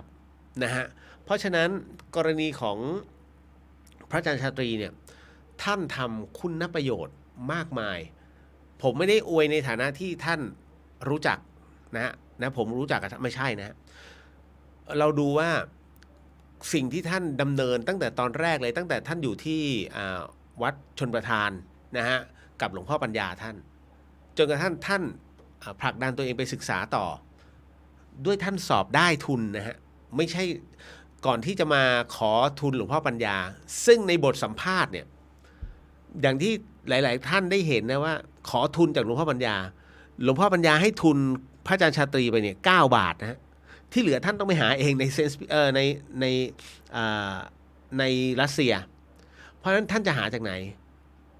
พระอาจารย์ชาตรีท่านไม่ได้หามากมายขนาดนั้นนะฮะทุนก็ส่วนทุนแต่เรื่องการกินเนี่ยบังเอิญว่าพระอาจารย์ท่านได้อธิบายถึงว่าการประพฤติปฏิบัติของสงฆ์ไทยท่านยอมที่จะถูพื้นอพาร์ตเมนต์นะเพื่อที่จะแลกข้าวก็คือท่านอารมณ์ว่าท่านไม่ได้ถือไงเพราะฝรั่งเขาไม่รู้หรอกว่าพุทธเป็นแบบไหนและท่านเป็นหนึ่งเดียวที่เป็นชาวพุทธนะฮะท่านก็เลยต้องถูพื้นนะอพาร์ตเมนต์ที่ท่านอยู่ในที่หอทุกชั้นรู้จักพระอาจารย์ทั้งหมดเพราะนั้นทุกชั้นเขาจะเลี้ยง นะอาหารท่านเช้าเย็นไม่ใช่เช้ากลางวันนะฮะก็ตามหลักนะตรงนั้นเพราะท่านก็จะบอกว่าพระไทยไม่กินข้าวเย็นนะฮะก็จะเป็นอันรู้กันดังนั้นพระอาจารย์ชาตรีจึงเป็นที่รักของนักศึกษาที่นู่นนะครับท่านพร่ำสอนในเรื่องของสมาธิแล้วก็อธิบายหลักพระพุทธศาสนานะตรงนั้นเนี่ยหนึ่งเดียวเลยนะทำงานหนักมากนะฮะท่านไม่ได้ปริญญา9นะฮะท่านใช้หลักพระพุทธศาสนาพื้นเลยฮะในเรื่องของการสอนสมาธินะผมถามปริญญา9เอาจริงนะไม่ได้ก้าวล่วงนะสาธุเพียงว่าท่านเก่งหมายถึงว่าปัจจุบันอย่างท่านวอเนี่ยฮะเก่งไหมปริญญา9 ประโยคเก่งนะฮะพระอาจารย์สง่าเนี่ย9 ประโยคเก่งนะครับแต่ทั้งหมดทั้งมวลเนี่ยหมายถึงว่าท่านเนี่ยใช้ในการพัฒนาทั้งหมดอันนี้เราเข้าใจแต่มีบางคนซึ่งมันไม่ไหวจริงๆก็ต้องรับสภาพของความเป็นสงฆ์ไม่ได้ก็สึกไปก็เพียบนะฮะเพราะฉะนั้นอะไรที่ทำให้สึกต้องดูก่อนว่าสึกไปเพื่อที่จะได้ทำประโยชน์ให้กับสังคมมากน้อยแค่ไหนมันเป็นสิทธิ์ของเขานะแต่กรณีอย่างบางท่านเนี่ยรู้ว่าอารมณ์สังฆเพศมันเกิดขึ้นอันนี้ชื่นชมนะฮะเพราะว่ารู้ไงว่าจิตตัวเองเนี่ยเริ่มไม่ใช่เป็นบุรุษแล้วนะฮะก็เลยออกไปก่อนดีกว่าเพื่อพระพุทธศาสนาอันนี้ชื่นชมนะแต่ว่าณตรงนี้ผมมองว่าทางใครทางมันแต่ว่าเมื่อแปลผันออกมาจากสมณะแล้วนะฮะก็เป็นอิสระในการครองเรือนของท่านจะแต่งแบบไหนนะฮะก็เป็นสิทธิ์ของท่านแล้วเพราะฉะนั้นนะตรงนี้ผมมองว่าให้ดูที่ประโยชน์ของการทำเพื่อส่วนรวมซึ่งผมไม่ต้องบอกแล้วทุกคนรับรู้เพราะฉะนั้นก็ถึงได้บอกไงครับว่ามิได้ตัดสินแต่ทำเนี่ยจะเป็นตัวตัดสินนะฮะก็ให้มองตามเหตุปัจจัยเนาะนะฮะเอาละพูดเป็นกลางที่สุดนะครับสาธุครับ มาเข้าสู่เรื่องราวที่หลายๆคนรอคอย นะฮะผมไม่ได้พูดมาเป็นเวลาถ้าพูดถึงในปี55เนาะ10 ปีอะไม่ใช่ผมตายตอนปี6556 9 ปีพอออกมาเนี่ยนี่บอกขอไม่พูดเรื่องตัวเลขเลยประมาณ9 ปี 9 ปีที่ผมไม่พูดเรื่องตัวเลขเลยนะฮะใครจะให้ผมดูผมก็ไม่ดูยกเว้นว่าเพื่อนๆกันแบบสนิทเนี้ยหรือว่าน้องๆที่ประสบปัญหาจริงๆเนี่ยเขาก็เข้ามาในอินบ็อกซ์แล้วก็จะมาถามผมนะแต่บังเอิญวันนี้เลขไอ้ตับเนี้ยมันมาอยู่ในมือไม่ใช่ของผมนะอันนี้ขอเข้ามาบอกเดี๋ยวพี่ขอเอามาประกอบในรายการหน่อย มันดีทั้งปึ้งโอ้ยมันหาแบบดีขนาดนี้ไม่ได้เพราะถ้าเบอร์ตรงเนี้ยนะฮะหลายคนจะเอาไปเทียบในเว็บเฮ้ยมันดีโอ้โหมันไม่ดีเนี่ยไม่ใช่มันไม่ใช่ขึ้นกับ AI มันแค่แปลจากตัวประมวลผลที่มันเขียนตัวแปรมาอีกทีหนึ่งนะฮะแต่บัตรประชาชนคุณเนี่ยเป็นคนที่ถืออย่างเลข71เนี่ยฮะมันเป็นคู่ศัตรู1771เนี่ยฮะใครมันเหมาะกับคนที่ประกอบการช่างนะอย่างใครที่ทำงานเกี่ยวกับช่างหนึ่งมันต้องเหนื่อยแล้วมันถึงได้เงิน17สำหรับคนที่เป็นเลขช่างเนี่ยเป็นเลขนำโชคนะงานจะเข้ามาเรื่อยๆแต่เหนื่อยแต่มันได้เงินนะฮะเพราะฉะนั้นถึงบอกว่าไม่เหมือนกันแล้วเอาบัตรประชาชนมาดู4ตัวหลังจริงๆมันมีตัวสูตรในการคำนวณนะฮะว่าพอเบ็ดเสร็จแล้วทั้งหมดทั้งมวลเนี่ยเท่าไหร่แล้วก็เอาบัตรประชาชนเนี่ยมาดูอีกทีหนึ่งเข้ากับคุณไหมต่อให้เลขดีแค่ไหนแล้วพื้นดวงของคุณในแบบประชาชนมันไม่ใช่ก็คือไม่ใช่ฮะเพราะฉะนั้นมันต้องเกื้อหนุนซึ่งกันและกันนะฮะหมายเลขสมมุติหมายเลขมันบ่งบอกว่าไอเนี่ยสำหรับคนที่จะต้องทำเครื่องสำอางผลิตภัณฑ์เกี่ยวกับความสวยความงามแต่แต่หมายเลขบัตรประจำตัวประชาชนคุณเป็นคนแบบแข็งแรงเข้มแข็งโอ้โหไอ้นี่นักบูเลยแต่ไปขายเครื่องสำอางถามว่าเข้าไหมมันก็ไม่เข้าถูกไหมฮะมันก็ต้องมีหลักของมันนิดหนึ่งนะครับเอาละมาเข้าสู่ในช่วงภาพหาย ไม่ต้องห่วงเรามาเรียนรู้กันไม่ว่านะครูบาอาจารย์สาธุก็สิ่งหนึ่งสิ่งใดผิดพลาดพลั้งไปขอสีกรรมนะฮะแล้วก็ขอมอบส่งผลบุญตรงนี้ให้กับครูบาอาจารย์ด้วยฮะสำหรับในเรื่องของการดูตัวเลขวันนี้ขอพูดในเรื่องของหลักเลขศาสตร์นะฮะเพื่อเป็นวิทยาทานให้กับคุณผู้ฟังทุกท่านได้รับรู้นะฮะว่าหลักในการดูประมาณไหนอะไรยังไงนะฮะสาธุครับ ขออนุญาตนะฮะผมก็จะคุยในเรื่องของตัวเลขก่อนนะให้รับรู้นะฮะอย่างเช่นอย่างนี้ฮะ หมายเลขเนี่ยนะฮะ0 ถึง 9นะฮะเราจะจัดเป็น2กลุ่มด้วยกันเป็นเลขระหว่างสุภเคราะห์กับบาปเคราะห์สุภเคราะห์คืออะไรสุภเคราะห์หมายถึงเลขดีเลขดีฮะเลขดีก็คือถ้ามีเอาไว้เนี่ยนะยังไงก็ไม่ต้องกลัวว่ามันเสียนะส่วนบาปเคราะห์นั้นดูเหมือนน่ากลัวแต่ไม่ใช่น่ากลัวทั้งหมดเพราะในบาปนั้นยังมีบุญอยู่นะฮะเพราะฉะนั้นเราจึงอย่าเพิ่งการันตีนะฮะว่ามันเป็นเลขที่เสียซะนะฮะเพราะฉะนั้นสุภเคราะห์คืออะไรนะสุภเคราะห์เนี่ยต้องบอกว่ามันจะจัดอยู่ในเลขหมายเลข2 4 5 6 และ 9 2 4 5 6 9นะฮะอันเนี้ยจัดอยู่ในเลขสุภเคราะห์ถ้ามีเอาไว้ในเลขโทรศัพท์ไอ้2ตัวแรกของคุณน่ะไม่มีปัญหาเลขโทรศัพท์มันมีทั้งหมด10หลักถูกไหมใช่ไหมฮะ2 4 6 8 10 10หลัก2ตัวแรกไม่เกี่ยว2ตัวแรกคือเครือข่ายปัจจุบันเนี่ยที่เขาดูกันที่พวกคุณดูกันอ่ะคุณเอาไอ้2ตัวแรกมาบวกกันทั้งหมดเลยแล้วเฮ้ยผลลัพธ์เป็นเลข65ดี65ผลรวมมาดีจริงไม่ว่ากันแต่เลขข้างในพังหมดเลยฮะผมก็ดูผมขำกากเลย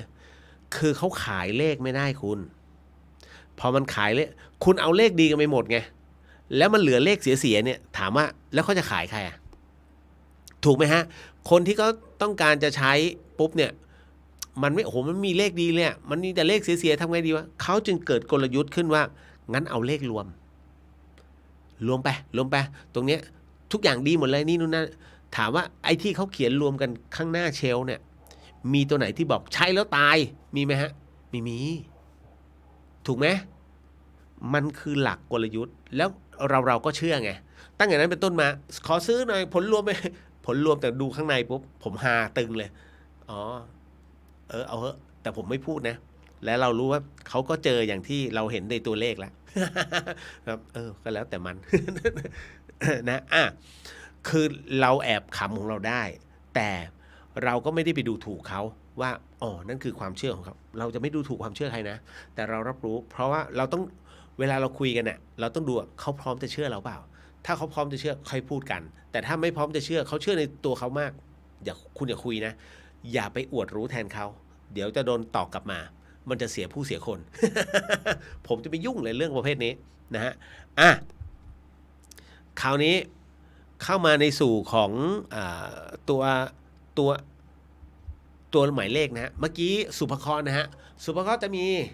2 4 5 6 9ถูกไหมคราวนี้บาปพระเคราะห์ล่ะบาปพระเคราะห์เนี่ยแน่นอนที่สุด0จัดในบาปพระเคราะห์นะฮะ3บาปพระเคราะห์7บาปพระเคราะห์8บาปพระเคราะห์แล้ว1ล่ะ1เนี่ยมันต้องดูว่า1ไปอยู่กับตรงไหนนะฮะ1เนี่ยมันเป็นเลขโดดจัดว่าบาปพระเคราะห์ก็ได้สุภพระเคราะห์ก็ได้เพราะฉะนั้น1เนี่ยมันจะยืนกลางเอาไว้นะฮะแต่เขาก็จะจัดอยู่ให้เป็นกรุ๊ปบาปพระเคราะห์นะฮะเพราะฉะนั้นเราก็ต้องมารู้ว่าไอ้ความหมายของมันคืออะไรเพราะฉะนั้นตัวเลขทุกตัวมันคือดวงดาวฮะการที่คุณถือดวงดาวไว้ในมือเนี่ยมันคือการเกื้อหนุนเลข4ตัวหลังในบัตรประจำตัวประชาชนของคุณเนี่ยมันจะเป็นตัวบ่งบอกนะว่าอุปนิสัยของคุณเนี่ยตั้งแต่สมัยเด็กโตขึ้นและปัจจุบันเนี่ยเป็นยังไงนะฮะแล้วมันแล้วเบอร์ที่มันเกื้อหนุนในส่วนของอุปนิสัยของคุณเนี่ยมันเข้ากันได้หรือเปล่าถ้าเบอร์โทรศัพท์ไปเกื้อหนุนกับนิสัยพุ่งเลยนะฮะมันจะไปปี๊ดเลยแต่ถ้ามันขัดแย้งกันโดยสิ้นเชิงเนี่ยไปจ่ายเบอร์ทุเรศให้กับในช่วงอุปนิสัยหลังบัตรประชาชนเนี่ยพังเลยฮะมันก็คือมันไม่ได้พังเกินแบบสุดไม่ใช่นะมันไม่เห็นมีผลเลยว่ะนี่มันจะทำให้วิชาคุณเสื่อมเพราะฉะนั้นผมถึงได้บอกว่าเวลาพวกนี้จะมาดูเนี่ยทำให้ได้หมายถึงว่าเมื่อก่อนเนี่ยดูเนี่ยเอาไปดูเนี่ยเบอร์เนี้ยดีบัตรประชาชนคุณดีเปล่ามันใช่ไหมอย่างกรณีตรงนี้ฮะเบอร์ที่ผมเอามาเนี่ยเล่นๆเนี้ยอย่าง0806578846ถ้าคุณเอาไปคีย์เข้าในคอมนะมันจะบอกว่าเลขเสียเพราะมันจับเป็นคู่นะฮะมันจะเป็นอย่างนี้ฮะของผมเนี่ยจะดูตั้งแต่หลักที่8จนถึงหลักที่1นะฮะอันนี้เข้าใจเลขทั้งหมดมันมี10หลักถูกไหมแต่ผมจะดูหลัก8ย้อนถอยกลับไปหลัก1ก็คือ8กับ7 7กับ6 6กับ5 5กับ4 4กับ3 3กับ2 2กับ1วิธีการดูของเขาเพราะฉะนั้นเวลาผมดูเนี่ยผมเปิดมาปุ๊บผมเจอปุ๊บผมว่าเลขเสีย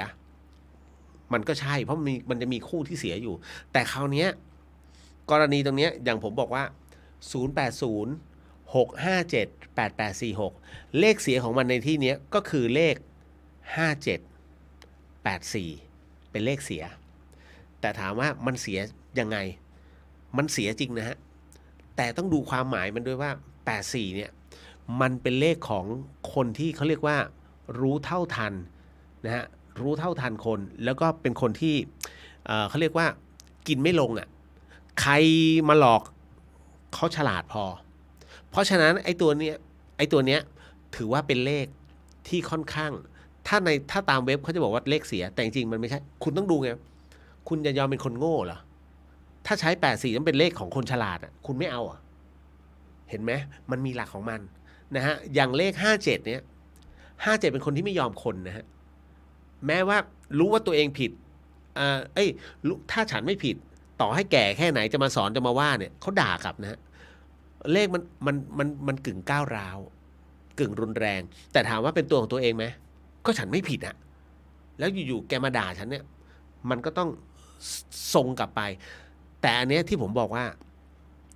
มันมันรวยจริงเพราะว่ามันมีเบอร์เลขเข้าฮะมันมีเบอร์เงินอย่างเช่น65อย่างเงี้ย65เบอร์เงินนะ64เลขธาตุน้ำเลขธาตุน้ำนี่คือเงินไม่ขาดกระเป๋าเลข65แน่นอนที่สุดเงินไม่ขาดกระเป๋านะฮะแล้วมาเจอ78เข้าไป78คู่ทรัพย์คู่โชคเงินจำนวนมหาศาลแล้วแถม88เบอร์นักลงทุนฮะ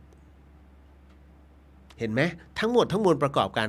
แต่มันมีข้อหนึ่งฮะที่ผมบอกว่าเลขชุดนี้เสียตรงที่ว่ามีคดีความก็คือเลข578เมื่อเอามารวมกันตรงนี้มันเกิดจากภาวะอารมณ์ในเรื่องของการตัดสินใจอย่างกล้าได้กล้าเสียเพราะฉะนั้นมันจะเป็นเรื่องอะไรล่ะภาวะการตัดสินใจในเรื่องของการกล้าได้ก็ธุรกิจไงมันจะต้องคือธุรกิจมันจะต้องมีเรื่องกันแต่มีเรื่องในที่นี้คุณชนะแต่ธุรกิจเนี่ยมันรุ่งเพราะฉะนั้นมันต้องฟาดฟันถ้าคุณโอกาสชนะคดีมีมันคุ้มไงพอดูโหนี้แม่งชนะคดีแน่ๆแล้วรวยเพราะว่าก็ธุรกิจเราฟันเราฟาดฟันเพราะธุรกิจซึ่งเราถูกเลขนี้มันถึงได้แรงผมถือไอเนี่ยผมก็ดูแล้วดูอีกดูแล้วดูอีกจับมาดูแล้วดูอีกผมว่าเฮ้ยขายไหมเท่าไหร่บอกพี่เดียวให้เท่าไหร่ เอาจริงนะในตลาดเนี่ยมันเป็นหมื่นผมก็บอกอย่างเงี้ยโอ้ถ้าใครจะเอาหนูขายไม่ถึงหรอก นะก็เดี๋ยวเอาไว้ค่อยว่ากันคือผมก็จะพูดกับเขาตรงๆอย่างเงี้ยคือเราก็อธิบายพอเราเจออย่างเงี้ยในมือแล้วมันอดไม่ได้ไงคุณคนมันเคยดูตัวเลขมาก่อนเนี่ยแล้วพอมันอยู่ในมือเยอะๆเฮ้ยเลขดีว่ะเฮ้ยเลขดีว่ะ เลขดีว่ะเอาไงดีวะเนี่ยบอกพี่ขอไปเป็นวิทยาทานหน่อยก็เลยเอามาพูดคุยให้ฟังอันนี้พูดเฉยๆนะฮะ ไม่ใช่ของผมนะฮะคราวนี้บทของการทำงานเนี่ยนะฮะเลขเนี่ยที่คุณมีผมเคยคุยเรื่องเลขต้องห้ามเอาไว้นะฮ ะ คุณผู้ฟังครับท่านใดที่มีตัวเลขอยู่ในมือตรงนี้อย่างเช่นเลขที่ผมแนะนำนะไม่ควรจะมีฮะ11นะฮะเอาเป็นหลักก่อนไหม01 0จริงศูนย์เนี่ยศูนย์เป็นเลขเขาเรียกว่าคนที่ถือเอาไว้เป็นคนที่มีกฎเป็นของตัวเองถ้าคุณคิดว่าคุณเป็นคนที่ชอบตั้งกฎวิถีชีวิตในการดำเนินชีวิตของตัวเองเนี่ยคุณมีเลข0เอาไว้แต่ถ้า00อยู่กับตัวคุณเนี่ยนะฮะไม่แนะนำไอเนี่ยคนเนี้ยมีโรคส่วนตัวสูงนะฮะเพราะฉะนั้นตัวเลข0ตัวเนี้ยถ้ามันมีเยอะเกินไปไม่ดีฮะนะครับอะไรเลยต้องบอกไว้ก่อนนะฮะต่อมา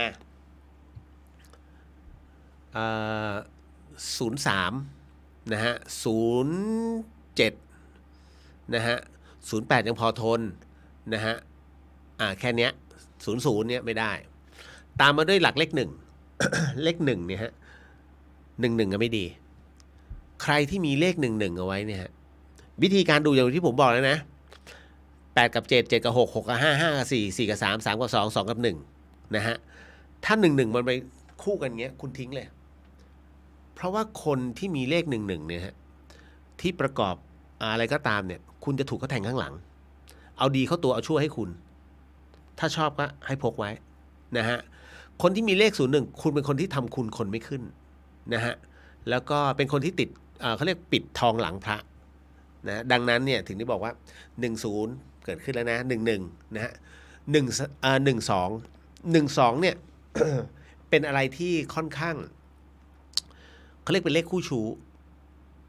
เป็นคนที่มีเป็นใช้คำว่าเป็นคนที่ชอบคนง่ายแล้วกันอย่าไปเรียกคู่ชู้เลยน่าเกลียดนะชอบคนง่ายนะฮะแล้วก็13เป็นคนใจร้อนนะครับ17ก็อย่างที่ว่าเหนื่อยนะแล้วระวังเป็นไมเกรนใครที่มีเลข17นะครับแล้วก็มันจะเยอะไปไหม1881เนี่ยฮะ1771ให้กลับกันนะ1771 1881เนี่ย1881เนี่ย ระวังเขาถูกเขาหักหลังไปประกอบธุรกิจกับใครเนี่ยไม่ได้คุณจะถูกเขาหักหลังนะฮะต้องทำเองนะครับเลขต้องห้ามจริงๆเอางี้ผมพูดเลขต้องห้ามดีกว่าเลขที่คุณไม่ควรมีนะฮะ27นะฮะ2772อย่ามีนะฮะเขาเรียกเลขหนี้สินเลขนี้เงินออกนะเลขหนี้สินเลขนี้เงินออกเพราะว่าคุณดูเบอร์โทรศัพท์คุณนะฮะแล้วก็ ค่อนข้างเครียดถ้าคุณมีนะฮะแล้วก็จากนั้น2772 1881ไปแล้วนะฮะ3773อันนี้เป็นคู่อุบัติเหตุ3773เป็นเลขเป็นคู่อุบัติเหตุนะเพราะฉะนั้นใครที่มีตรงนี้มีโอกาสในเรื่องของอุบัติเหตุสูงแล้วก็หรือต้องขึ้นโรงขึ้นศาลขึ้นโรงเข้าโรงพักหรือว่าเข้าโรงพยาบาลมีเหตุในการเลือดตกยางออกนะฮะก็พอสมควรผมยังไม่พูดถึงหมายเลขทะเบียนรถนะเดี๋ยวเรามาพูดถึงอีกทีหนึ่งคอยเตือนด้วยแล้วกันนะฮะภาพหายเหรอไม่เป็นไรฟังแต่เสียง นะฮะต่อมานะครับ3773ไปแล้ว3883ไม่เป็นไร3883เป็นธาตุลมทำอะไรมันทำรวดเร็วนะฮะแล้วก็ว่องไวแต่โอกาสผิดพลาดสูงมากนะฮะแล้วก็เป็นคนที่ไม่ชอบคือใครที่ถือเลข3883เนี่ยนะฮะไม่ว่าจะเป็นผู้หญิงผู้ชายให้คุณจำไว้เลยเขาจะเป็นคนที่ไม่ชอบใครก็ตามที่ทำงานเชื่องช้าเขาเข้าไม่ได้เลยฮะเป็นอะไรที่หงุดหงิดนะฮะเพราะฉะนั้นให้ระมัดระวัง ตามมาด้วยเดี๋ยวนะโอ้โหมันจริงๆมันต้องมีตารางนะอันนี้ผมด้นสดเลยเล่นเลยฮะ1881 73 37 67766776นี่คือพระศุกร์เข้าพระเสาร์แทรกรู้อยู่แล้วใช่ไหมฮะนะฮะ ไม่ดีมีแต่เรื่องเข้ามา67เนี่ยหนักกว่า76นะฮะเพราะฉะนั้น67พระศุกร์เข้าพระเสาร์แทรกอันนั้นพระเสาร์ก่อนแล้วก็พระศุกร์ทีหลังอันนี้ไม่เท่าไหร่แต่67ในตัวดีอีกอันนึง6886อันนี้เป็นเลขเงินออกนะมันเป็นเลขเสียเงินหยุมหยิมมากนะเดี๋ยวต้องเสียเงินเก็บของคุณก็จะหมดเพราะถ้าถือเลข6886ไว้นะฮะไม่ดีเป็นเลขเงินออกนะฮะแล้วก็เลขอะไรอีกว่านะฮะมันพอมันไม่ได้กลางตารางเนี่ยมันจำไม่ได้คือมันต้องมานั่งไล่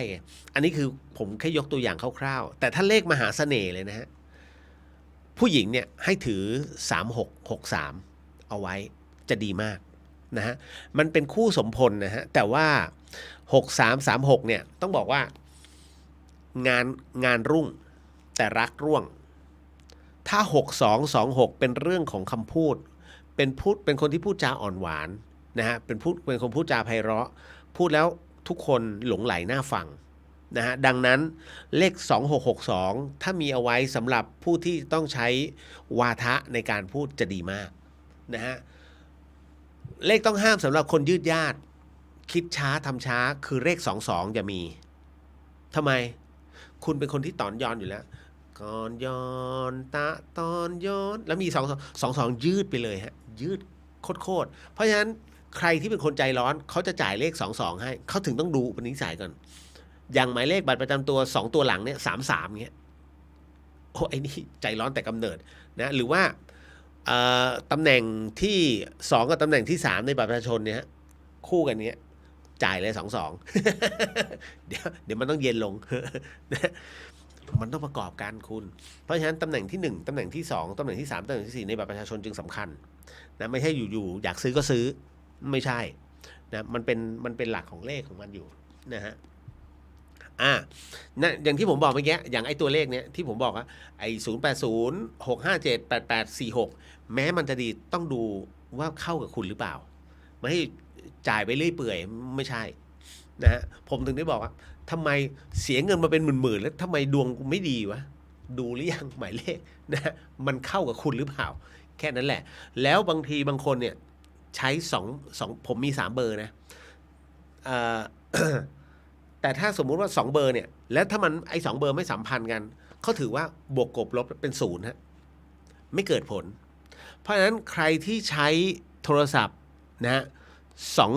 สองเครื่องแล้วมันไม่สัมพันธ์กันไม่เกิดประโยชน์แต่ถ้าสัมพันธ์กันพุ่งเลยมันมีพุ่งกับพอดีอันนึงดีอันนึงไม่ดีเท่ากับศูนย์นะฮะไม่ส่งผลก็เลยต้องบอกเอาไว้นะครับในส่วนของบ้านเลขที่นั้นบางคนแก้ไม่ได้อย่างวัดสายหินเนี่ยแก้ไม่ได้6-7เพราะฉะนั้นคนที่เป็นเจ้าบ้านต้องแก้ให้คุณจำไว้ว่า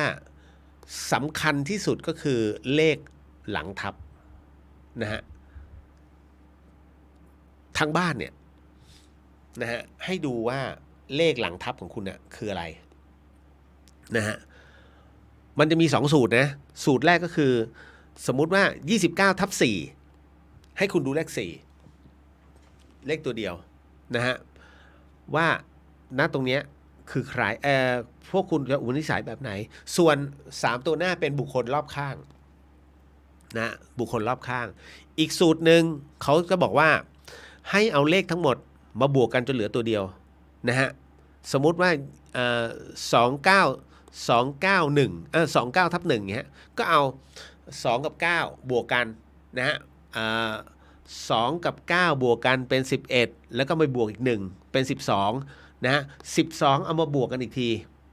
1บวก2เท่ากับ3ใจร้อนทั้งบ้าน มันจะเป็นแบบนี้ฮะสูตรให้เหลือเลขตัวเดียวแล้วคุณจะรู้ว่าอุปนิสัยคนในบ้านเป็นยังไงแล้ววิธีแก้ตรงไหนมันก็ต้องใช้อาศัยแผ่นทองคำเปลวเท่านั้นที่ช่วยคุณได้มันจะลดบทบาทลงเขาเรียกลดกำลังลงนะฮะกับเลขตัวนี้อย่างรถบางคันอย่างเงี้ยผมเห็นไปปิดเลข9ปิดทำไมวะเลข9มันเลขสุภเคราะห์นี่หว่านะอ๋อพอดีหมอดูบอกว่าเลข9ไม่ถูกโฉลกบ้าบอเลข9ไม่ถูกโฉลกอย่างที่ผมบอกอ๋อเลข13เป็นเลขไม่เป็นมงคลไม่ดีตกลงเงิน30ล้านกับ13ล้านแกเอาอะไรเอาเอ้ย13ล้านกับ9ล้านจะเอาเงินอันไหนเอา13ล้าน ถูกไหมแหมที่เงิน13ล้านเอา ไม่กลัวเหรอเห็นไหมมันผิดกันนั่นแหละครับเห็นไหมฮะมันคือระบบความคิดที่เราฝังไปแล้วเพราะฉะนั้นเนี่ยต้องใช้ทั้งหมด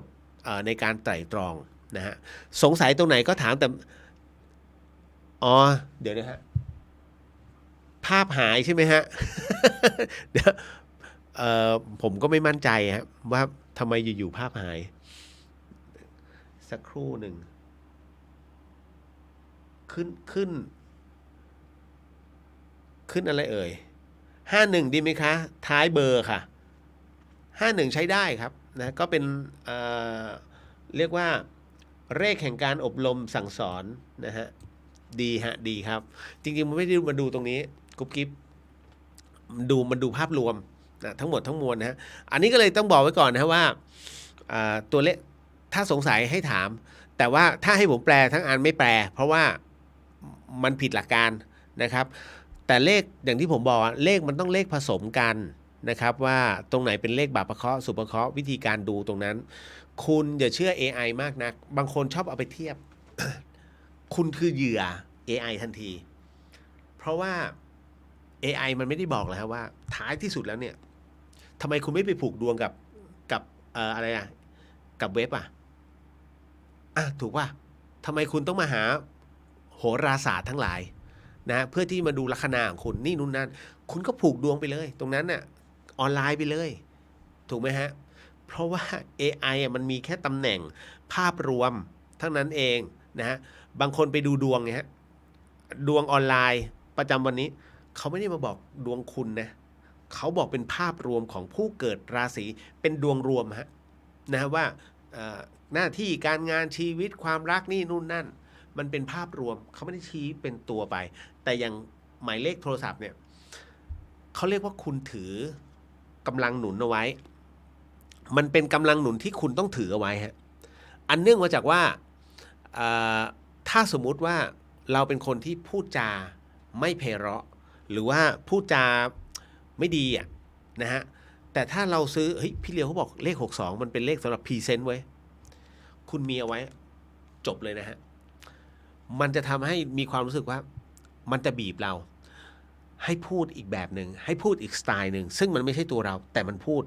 มันเป็นเรื่องราวที่แปลกนะฮะเพราะว่ามีคนที่เคยใจร้อนอย่างคุณมีเลข13เนี้ยไอ้ประเภท13พวกร้อนใจร้อนมากนะประมาณว่าแต่ยังสู้33ไอ้33เลข3คือดาวอังคารนะฮะเพราะฉะนั้น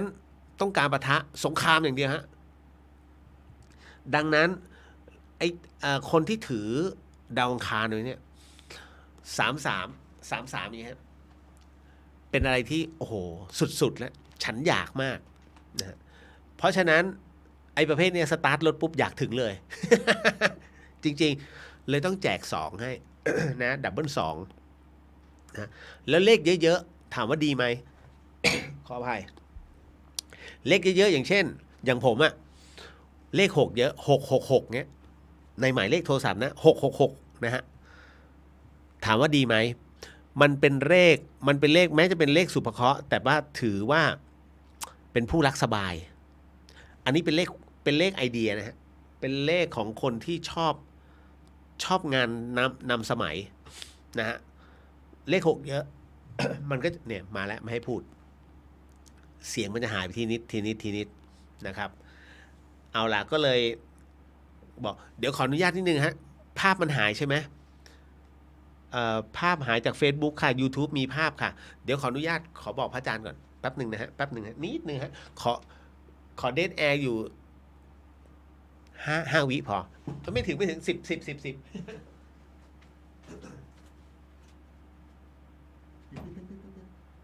าจารย์ครับอาจารย์Facebook หน้าหายขอบคุณที่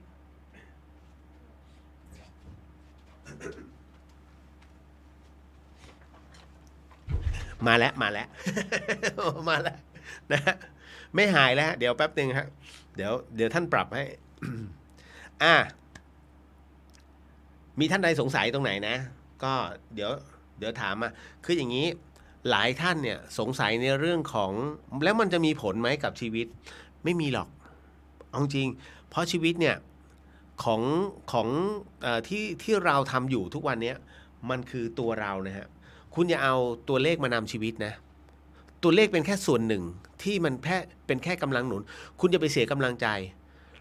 เพราะว่าในส่วนของ ตรงเนี้ยในส่วนของการดำเนินชีวิตเนี่ยนะฮะมันเป็นเรื่องของตัวเราทั้งนั้นเลยมันไม่เกี่ยวนะว่าเฮ้ย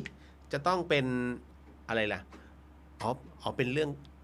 เปล่าพอดีผมรู้สาเหตุแล้วที่หมดเนี่ย พระอาจารย์ท่านมาทำให้เป็นเพราะว่ากล้องแบตหมด สาธุครับอาจารย์โอ้ย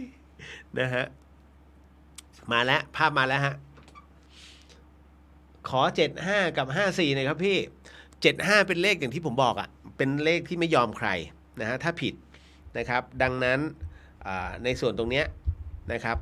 ถือว่าเป็นจัดเป็นกลุ่มของบาปพระเคราะห์ส่วน54เป็นเลขที่กึ่งว่าเป็นคนที่ชอบสอนนะหรือว่าชอบเรียนรู้นะครับในเรื่องราวต่างๆนะแล้วก็เป็นคนที่สามารถชอบในเรื่อง IT เขาเรียกว่าเป็นพวกนวัตกรรมสนใจในเรื่องของนวัตกรรมนะฮะอันนี้ก็เลยจัดอยู่ในกลุ่มของบาปพระเคราะห์เช่นกันไม่ใช่สุภเคราะห์เช่นกัน5กับ4นะฮะเป็นเลขนี้นะครับ คือทั้งหมดทั้งมวลอะไรที่เป็นตัวบ่งบอกว่า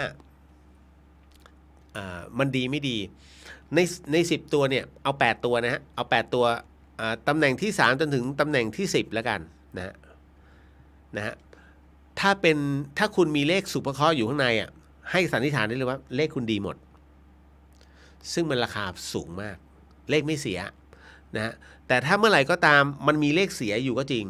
แต่มันต้องดูว่าคู่เคียงเนี่ยมันอยู่ตรงไหนบ้างอันเนี้ยต้องมานั่งดูกันสนุกคุณในเรื่องของการเรียนตรงนี้แต่ทั้งหมดทั้งมวลคุณต้องรู้ว่าอุปนิสัยของคุณเนี่ยเป็นประมาณไหนด้วย4 หลักของบัตรประชาชน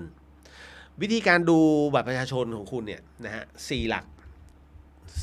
นั่นก็คือว่าให้คุณจำไว้ว่าแรกเริ่มกำเนิดเนี่ยมันก็ทุกอย่างนะฮะทั้งหมดทั้งมวลนั้นมันคือการละเวลา4ตัวหลังเนี่ยใช้ผมใช้อย่างนี้นะเป็นตำแหน่งนะฮะ1กับ2 2กับ3 3กับ4นะฮะ4ตัวหลังเนี่ย1กับ2นะพูดถึงพื้นเพของคุณนะฮะอดีตนะครับ2กับ3เป็นภาวะในเรื่องของการดำเนินชีวิตนะการเรียนรู้นะฮะแล้วก็2กับ3แล้วก็ภาวะอารมณ์ส่วน3กับ4ก็คือความเป็นไปที่ในปัจจุบันที่จะเป็นไปได้หรือว่าปัจจุบันที่เป็นอยู่นะทั้งหมดทั้งมวลนะเมื่อเอาทั้งหมดมารวมกันนี่คือชีวิตคุณ4ตัวหลังนะดังนั้นเมื่อรับรู้ตรงนี้แล้วสรุปแล้วเมื่อสรุปออกมาเป็นตัวเราแล้วเนี่ยคราวนี้คุณต้องมาดูตัวเลขนี่คือหลักการของมันในการทำงานนะฮะพี่เลียวของผมดูโคตรตรง นะนะครับเอาละมันเป็นหลักการนะทั้งหมดทั้งมวลเป็นสถิติผมจะบอกว่ามันมิใช่ทั้งหมดทั้งมวลของชีวิตแต่มันแค่เป็นกำลังหนุนให้คุณแค่นั้นเองยิ่งต่างประเทศเนี่ยมันหลายตัวน้องก็จะส่งยิ่งเมืองจีนน่ะเมืองจีนใช่16ใช่14ตัวมั้งถ้าจำไม่ผิดนะตอนนั้นที่คาถาส่งมาให้ผมดูนะลูกศิษย์ผมก็ตัดออกมาเป็นคู่ๆให้ดูอ๋ออย่างนี้ไปบอกเขาเลยเป็นอย่างนี้โอ้คนนี้นิสัยนักเลงคนนี้เป็นมาเฟียผมบอกงี้จำได้เลยคาถาสะดุ้งเลยใช่ ใช่เนี่ยเมื่อตอนนั้นเขาเป็นพระไงตอนนี้ก็สึกแล้วนะน้องก็สึกแล้วผมบอกคนนี้เป็นมาเฟียเพราะว่าตัวเลขมันฟ้องทายใช่เนี่ยผมก็ยังเสียวๆอยู่เนี่ย เขาก็นึกว่าผมดูเป็นเนี่ยผมก็คือนิมนต์ไปถึงเมืองจีนแล้วตอนนั้นน่ะ แล้วก็ส่งมาโอ้ตอนนั้นตีเท่าไหร่ไม่รู้นะผมก็เลยแปลให้อย่างเร่งด่วนเสร็จปุ๊บก็กลัวเขาเดือดร้อนไง คาถาก็เลยจัดการตรงนั้นให้เรียบร้อยนะฮะต่อมาลิลลี่บอกว่าพี่เลียวคะอยากรู้ว่าถ้าเกิดเราไปใช้เบอร์ที่ไม่ดีแต่ติดเหตุที่ทำให้ไม่สามารถเปลี่ยนได้ยังต้องใช้อยู่แบบนี้ควรทำอย่างไรคะวิธีแก้ยังไงมีไหมคะไม่มีฮะเรื่องตัวเลขตรงนี้มันเป็นเรื่องของดวงดาวนะยกเว้นว่าคุณได้ตัวเลขมาแล้วตัวเลขเสียทั้งหมดนะฮะแต่คุณไม่ใช้โทรศัพท์เลยไม่เป็นไรอ้าวแล้วจะมีใช้สำหรับกระจายอินเทอร์เน็ตไงอย่างเงี้ยได้ใช้สำหรับออนไลน์ไม่มีปัญหาแต่ถ้าใช้โทรหรือว่าใช้ในเรื่องของการติดต่อสื่อสารอย่าใช้นะฮะอย่างนั้นเลยเบอร์ที่คุณจะเปลี่ยนไม่ได้เนี่ยนะฮะก็คือเบอร์บ้านอันนี้เขาไม่ดูให้เพราะมันเปลี่ยนไม่ได้เบอร์บ้านนะครับยากครับนะตรงนี้กุ๊บกิ๊บบอกว่า7985คะท้ายบัตรนะฮะโอ้โหไอ้นี่เกิดมาก็เหนื่อยแล้ว กุ๊บกิ๊บนะฮะและเป็นคนที่ชอบในเรื่องของประวัติศาสตร์ของเก่าของโบราณเนี่ยสนใจนะฮะแล้วก็เรื่องราวลึกลับนะฮะกุ๊บกิ๊บเป็นคนที่ท่านี้นะมีความรักความเป็นธรรมนะฮะแล้วก็เป็นคนที่เรียกจิตใจดีเลยทีเดียวแต่ท้ายที่สุดแล้วมันก็มีบางอารมณ์ที่เป็นนักเลงนะเพราะว่ามีเลข8อยู่นะฮะอารมณ์นี้นะพื้นดวงของตัวเองเลยเนี่ยฮะ เอาแค่นี้ไม่แปลให้เป็นตัวแล้วนะไม่รู้นะกุ๊บกิ๊บตรงว่ะพี่เลียวขอ03กับ26อีกทีนะครับ03เป็นคนที่ค่อนข้างจะใจร้อนนะฮะคือใจร้อนพอสมควรบู้วามเป็นคนที่บู้วามส่วนเลข26นั้นเป็นคนที่เข้าใจในการพูดเวลาจะพูดคุยกับใครนะแต่ถ้าทั้งหมดทั้งมวลมาผสมกันแล้วมี03กับ26ด้วยเนี่ยเดี๋ยวมันจะพังนะเพราะว่ามันใจร้อนแล้วอยากสมมุตินะถ้าคุณจะขายอยากจะปิดการขายแล้วอยากให้ลูกค้าเฮ้ยโอเคสักทีกูจะรีบไปต่อ อารมณ์อย่างเงี้ยนะแต่ค่อยๆพูดคือแข็งใจที่จะพูดหวานนะมันก็จะมาเนี้ยนะฮะ เห็นไหมพอดูแล้วมันจะสนุกนะนี่ผมไม่ได้ดูอย่างที่บอกอะ9 ปีนะเนี่ยพอดีว่าเนี่ยน้องเขาส่งมามันก็จะมีอะไรนะ08มันแน่นอนเลยครับแล้วก็065 783 ก็คือ0806578356อย่างเงี้ยเลขกระจก6556เนี่ย6หน้าหลังถือว่าดีอันนี้เงินล้วนๆแต่ทั้งหมดทั้งมวลเนี่ยที่ผมถืออยู่เนี่ยมันต้องฟันฝ่าในเรื่องของคดีความอุ้ยตายแล้วอันนี้0806578559โอ้อันนี้ไม่เวิร์กอันนี้เหมาะกับเป็นทนายความนะฮะอันนี้0806578369อันนี้เหมาะเป็นครีเอทีฟพวกนักคิดแล้วก็พวกนักลงทุนพวกที่คือออกแบบแฟชั่นอะไรพวกนี้นะฮะแล้วก็ออกแบบหรือว่างานโฆษณาอันนี้ประกอบงานโฆษณาดีนะครับ เห็นป่ะพูดปุ๊บมันพูดถึงอาชีพได้เลยอ่ะ คือมันพอเราดูปุ๊บเนี่ยมันจะรู้ว่าอ๋อไอ้เบอร์นี้เหมาะกับอาชีพอะไรไอ้เนี่ยอาชีพอะไรนะอ๋อเลขหนึ่งที่อยากจะบอกนะฮะเลขที่ผู้ชายต้องการคือเลข2552เขาเรียกเลขนารีอุปถัมภ์ มีไว้นี่ถึงกับรักใครชอบใครนี่บอกเธอไปหนีตามกันเถอะมันออกจากบ้านเลยนะ 2552นะโอ้ให้กันหมดตัวเลยเอาจริงๆนะคือจริงมันเป็นแค่คร่าวๆของสถิตินะฮะในเรื่องของกระบวนการตัวเลขหรือว่าดวงดาวที่จะถือเอาไว้ดังนั้นที่มันมีอยู่ในนี้แหละแต่ว่าผมแค่เอามาเป็นตัวอย่างแซมเปิลนะฮะเพื่อที่จะเอามาเป็นวิทยาเพราะว่าน้องถามกันมาก็เลยเอานิดนึงไม่ดูแล้วนะฮะอันนี้โอ้7631คุณพระช่วยนะฮะอันนี้เดี๋ยวเอาทีละคนคุณพิชยาภานะฮะเป็นแรกเริ่มเดิมทีเป็นคนใจร้อนนะฮะแล้วก็เป็นคนที่ชอบในเรื่องของสิ่งที่มันเหนือธรรมชาติแล้วก็ชอบในเรื่องของราวของประวัติศาสตร์นะฮะแล้วก็สนใจในเรื่องหลักการเป็นไปของสิ่งที่เราชอบที่จะศึกษามันนะ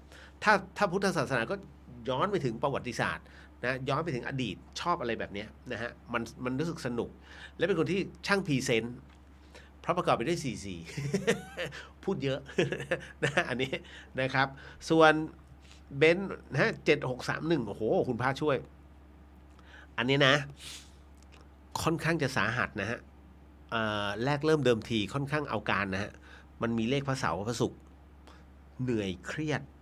นะฮะแต่ในขณะเดียวกันสถานการณ์มันก็จะสร้างสิ่งต่างๆขึ้นมาให้กับชีวิตอยู่เรื่อยเพรา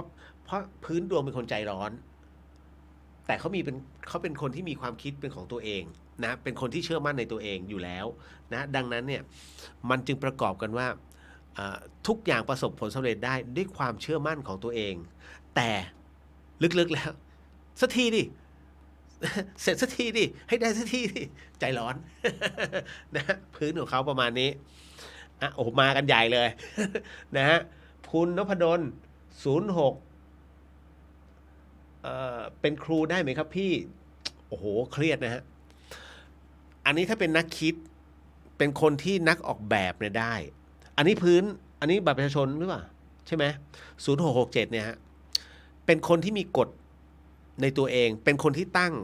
มีข้อแม้ในตัวเองอยู่เสมอเฮ้ยไม่ได้ฉันต้องอย่างนี้ท่านนี้หรือว่าใครที่ต้องคุณจะคบด้วยเนี่ยมันต้องเป็นฟิลเดียวกันแล้วเขายอมรับในตัวคุณได้นะฮะส่วนที่เป็นเลขต่อมาใน66เป็นประเภทที่เป็นนักคิดเป็นคนที่ชอบแฟชั่นเป็นคนที่ชอบอะไรใหม่ๆนำสมัยนะไลฟ์สไตล์แต่ท้ายที่สุดแล้วชีวิตคุณมีความเครียดมันต้องต่อสู้อยู่เรื่อยๆนะฮะอันนี้คุณปริญญา ใจร้อนนะคุณเป็นคนที่ใจร้อนพื้นดวงนะเป็นคนใจร้อนแต่คุณเป็นนักคิดเป็นคนที่มีความคิดอยู่เรื่อยๆสร้างสรรค์เป็นคนที่ไม่หยุดคิดเลยนะฮะแล้วก็เป็นคนที่ชอบมองโลกรอบด้านดีมาก นะเพราะว่ามีเลขตัว9นะฮะมองรอบๆแต่ก็เครียดแฝงไปด้วยความเครียดนะฮะเหนื่อยพอสมควรฮะพื้นดวงชีวิตคุณเบนโอ้โหเดิมทีเป็นคนใจร้อนพูดเยอะ เป็นคนที่เจรจาเก่งเหลือเกิน นะฮะแต่เครียดสูงฮะเป็นคนที่มีความเครียดสูงต้องระมัดระวังนะเชื่อมั่นว่าน่าจะให้ระมัดระวังเรื่องระบบสมองนะฮะในเรื่องของความเครียดความเป็นไมเกรนที่จะเกิดขึ้นในอนาคตหรือไม่รู้ว่าตอนนี้มีแล้วเพราะว่ามันเหนื่อยจนคิดทุกสิ่งอันน่ะเป็นสเต็ปเลยแล้วแถมมีความใจร้อนเป็นพื้นอยู่แล้วอันนี้ต้องจ่ายเลข2ให้ไปครับมี62อยู่ในตัวเลขเบอร์โทรศัพท์จะดีมากนะฮะอันนี้คุณใกล้รุ่งโอ้โห5873ป่วยบ้างไหมฮะนะฮะต้องระมัดระวังสุขภาพพอสมควรนะครับ เป็นผู้ที่เรียกว่าใจมีธรรมนะฮะแล้วก็เป็นคนที่เรียกว่ากล้าได้กล้าเสียมาแต่ไหนแต่ไรแล้วที่สำคัญคือคิดเยอะแล้วก็เครียดแล้วใจร้อนที่พังเพราะใจร้อนนั่นแหละฮะซะส่วนใหญ่ นะฮะอันนั้นคือพื้นนะฮะพื้นเพเพราะฉะนั้นก็ต้องใช้กระบวนการเรียกว่าความสงบทางใจเนี่ยเข้าไปข่มเยอะๆนะฮะก็คิดว่านะตอนนี้น่าจะนุ่มนวลลงแล้วมั้งอ่อนลงแล้วฮะเพราะว่าอันนี้มันคือพื้นฐานนะฮะไม่ใช่ว่าปัจจุบันจะเป็นอย่างนั้นไม่ใช่ทั้งหมดด้วยการเวลาเนี่ยมันจะสอนคุณแล้วปรับลงไม่ใช่ปรับขึ้นนะถ้าปรับขึ้นเนี่ยเป็นช่วงวัยรุ่นแต่ถ้าเมื่อไหร่ก็ตามถึง35แล้วมันจะปรับลงด้วยกาลเวลาแค่นั้นเลยฮะนะฮะคุณอีฟ4909โอ้อันนี้เป็นก็คือเป็นคนที่พูดเก่งนะฮะเป็นคนที่ช่างเจรจาเป็นคนที่มีหลักการเป็นของตัวเองอยู่แล้วที่สำคัญเนี่ยเป็นคนที่ชอบเรื่องราวสนใจเรื่องราวลึกลับสนใจเรื่องราวประวัติศาสตร์สนใจพระเครื่อง อะไรประเภทเนี้ยนะหรือว่าหุยโอ้โหเรื่องนี้น่าสนใจอารมณ์สายมูอ่ะ อารมณ์นั้นเลยนะฮะคุณคุณมยุรีใจร้อนนะฮะนะครับผมว่าวันนี้ไม่หมดหรอก นะคุณมยุรีนะฮะเป็นคนที่ใจร้อนแล้วก็พูดเยอะอันนี้หมายถึงว่าโอ้โหเวลาพูดคุยอะไรกับใครให้ระมัดระวังนิดนึงฮะเพราะเวลาเราพูดแดกดันเนี่ยมันเชื่อเฉือนชาวบ้านเขาสุดๆนะครับแต่เป็นคนที่มีไอเดียนะแล้วก็ชอบอะไรใหม่ๆเข้ามา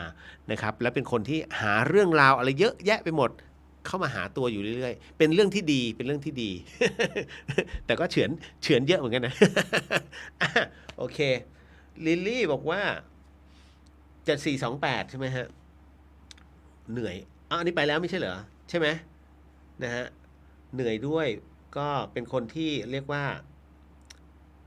เจรจาเก่งนะครับที่สำคัญเหมือนกับว่าคิดอย่างรอบคอบเป็นคนที่รอบคอบนะฮะเพราะมันมีเลข2เป็นคนที่คิดแล้วคิดอีกคิดแล้วคิดอีกนะแต่ท้ายที่สุดแล้วเมื่อฉันจะทำสิ่งใดแล้วห้ามไม่ได้เพราะมีเลข8ขึ้นมาติดท้ายกล้าได้กล้าเสียนะครับอ๋อของแม่ใช่ไหมอันนี้กุ๊บกิ๊บของหนูตรงค่ะชอบศึกษาเรื่องเดจาวูค่ะเหนื่อยแล้วจะดีไหมคะชีวิตจะแก้ยังไงขอบคุณค่ะจะบอกว่าคือเรื่องราวเนี่ยนะฮะมันจะเป็นไปตามกาลเวลาน้องไม่ต้องไปโอ้ยตายแล้วทำไมเลขบัตรประชาชนฉันเป็นอย่างนี้มันแค่พื้นของชีวิตแต่ชีวิตเราไม่ได้ขึ้นอยู่กับแค่ตัวเลขผมแค่พูดตรงเนี้ยให้รู้ว่าเราควรจะดำเนินชีวิตแบบไหนการที่พูดออกไปนะฮะนั่นคือเขาเรียกว่าให้เราปรับตัวเองให้เข้าสภาพเฮ้ยพี่เขาบอกมันไม่ดีอย่างนี้แล้วก็ปรับสมัยก็ให้รับรู้แค่นั้นเองว่าอ๋อมันปรับตรงนี้ขึ้นมาเดี๋ยวมันก็จะดีเองนี่แหละคือเรื่องราวทำไมโหราศาสตร์ที่ทายกับแต่ละคนแล้วมันไม่ถูกเพราะว่าเขาพูดไปแล้วไงพอเขาพูดไปเสร็จปุ๊บเราก็ไม่ได้ทำพอไม่ทำมันก็ไม่เกิดเหตุตรงนั้นขึ้นมานี่แหละหลักของโหราศาสตร์นะฮะ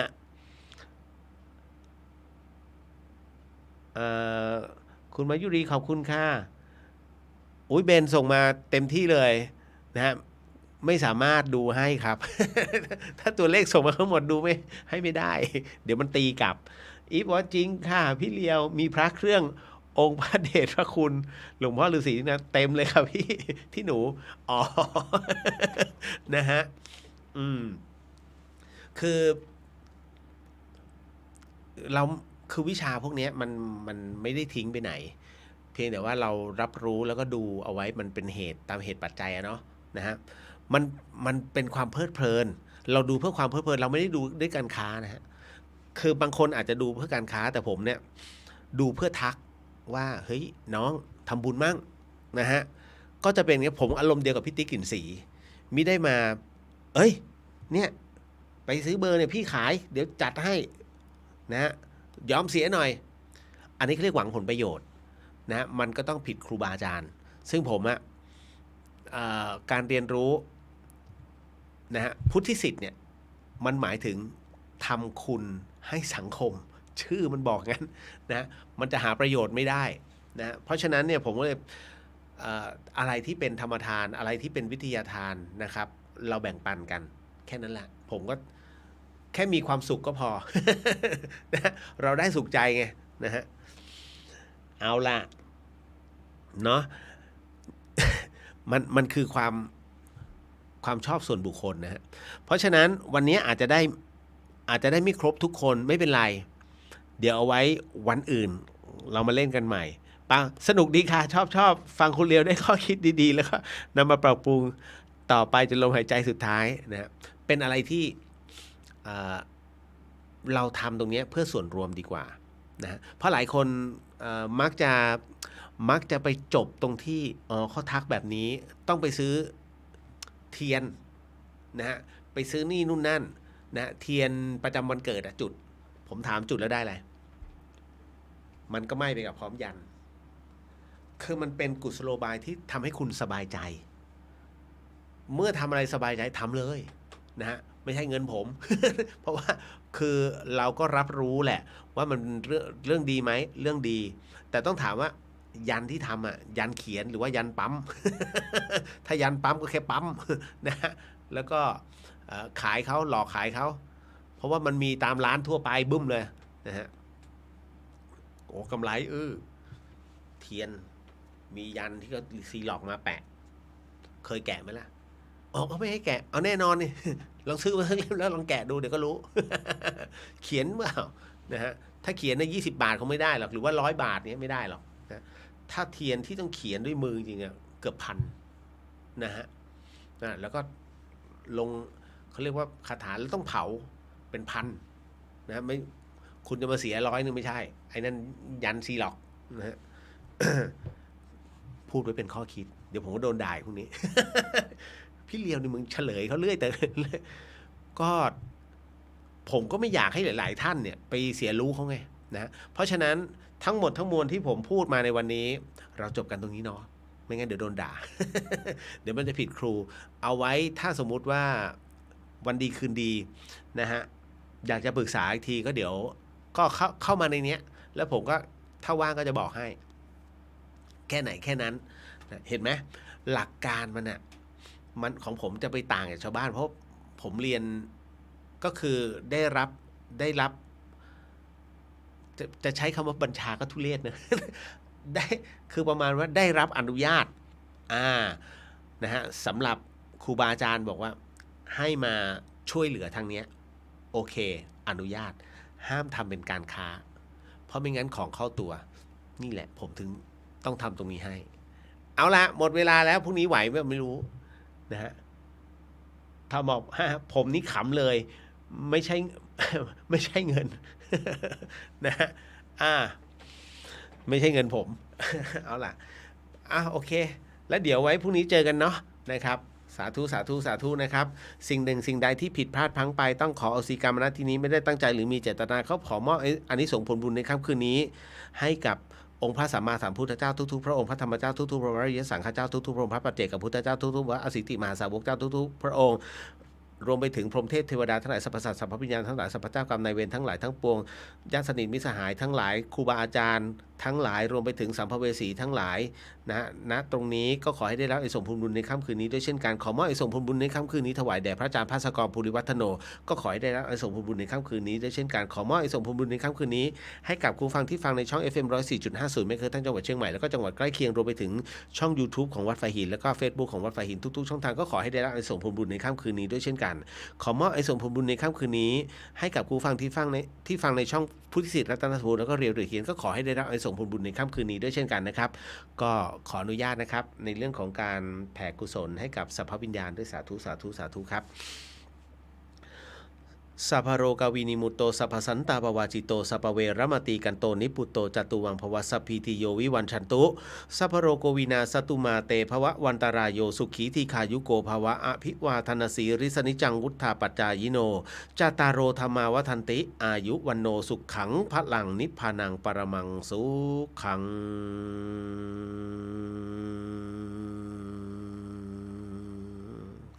สาธุสาธุสาธุครับแล้วเจอกันนะฮะสำหรับวันนี้ก็ขออนุญาตก่อน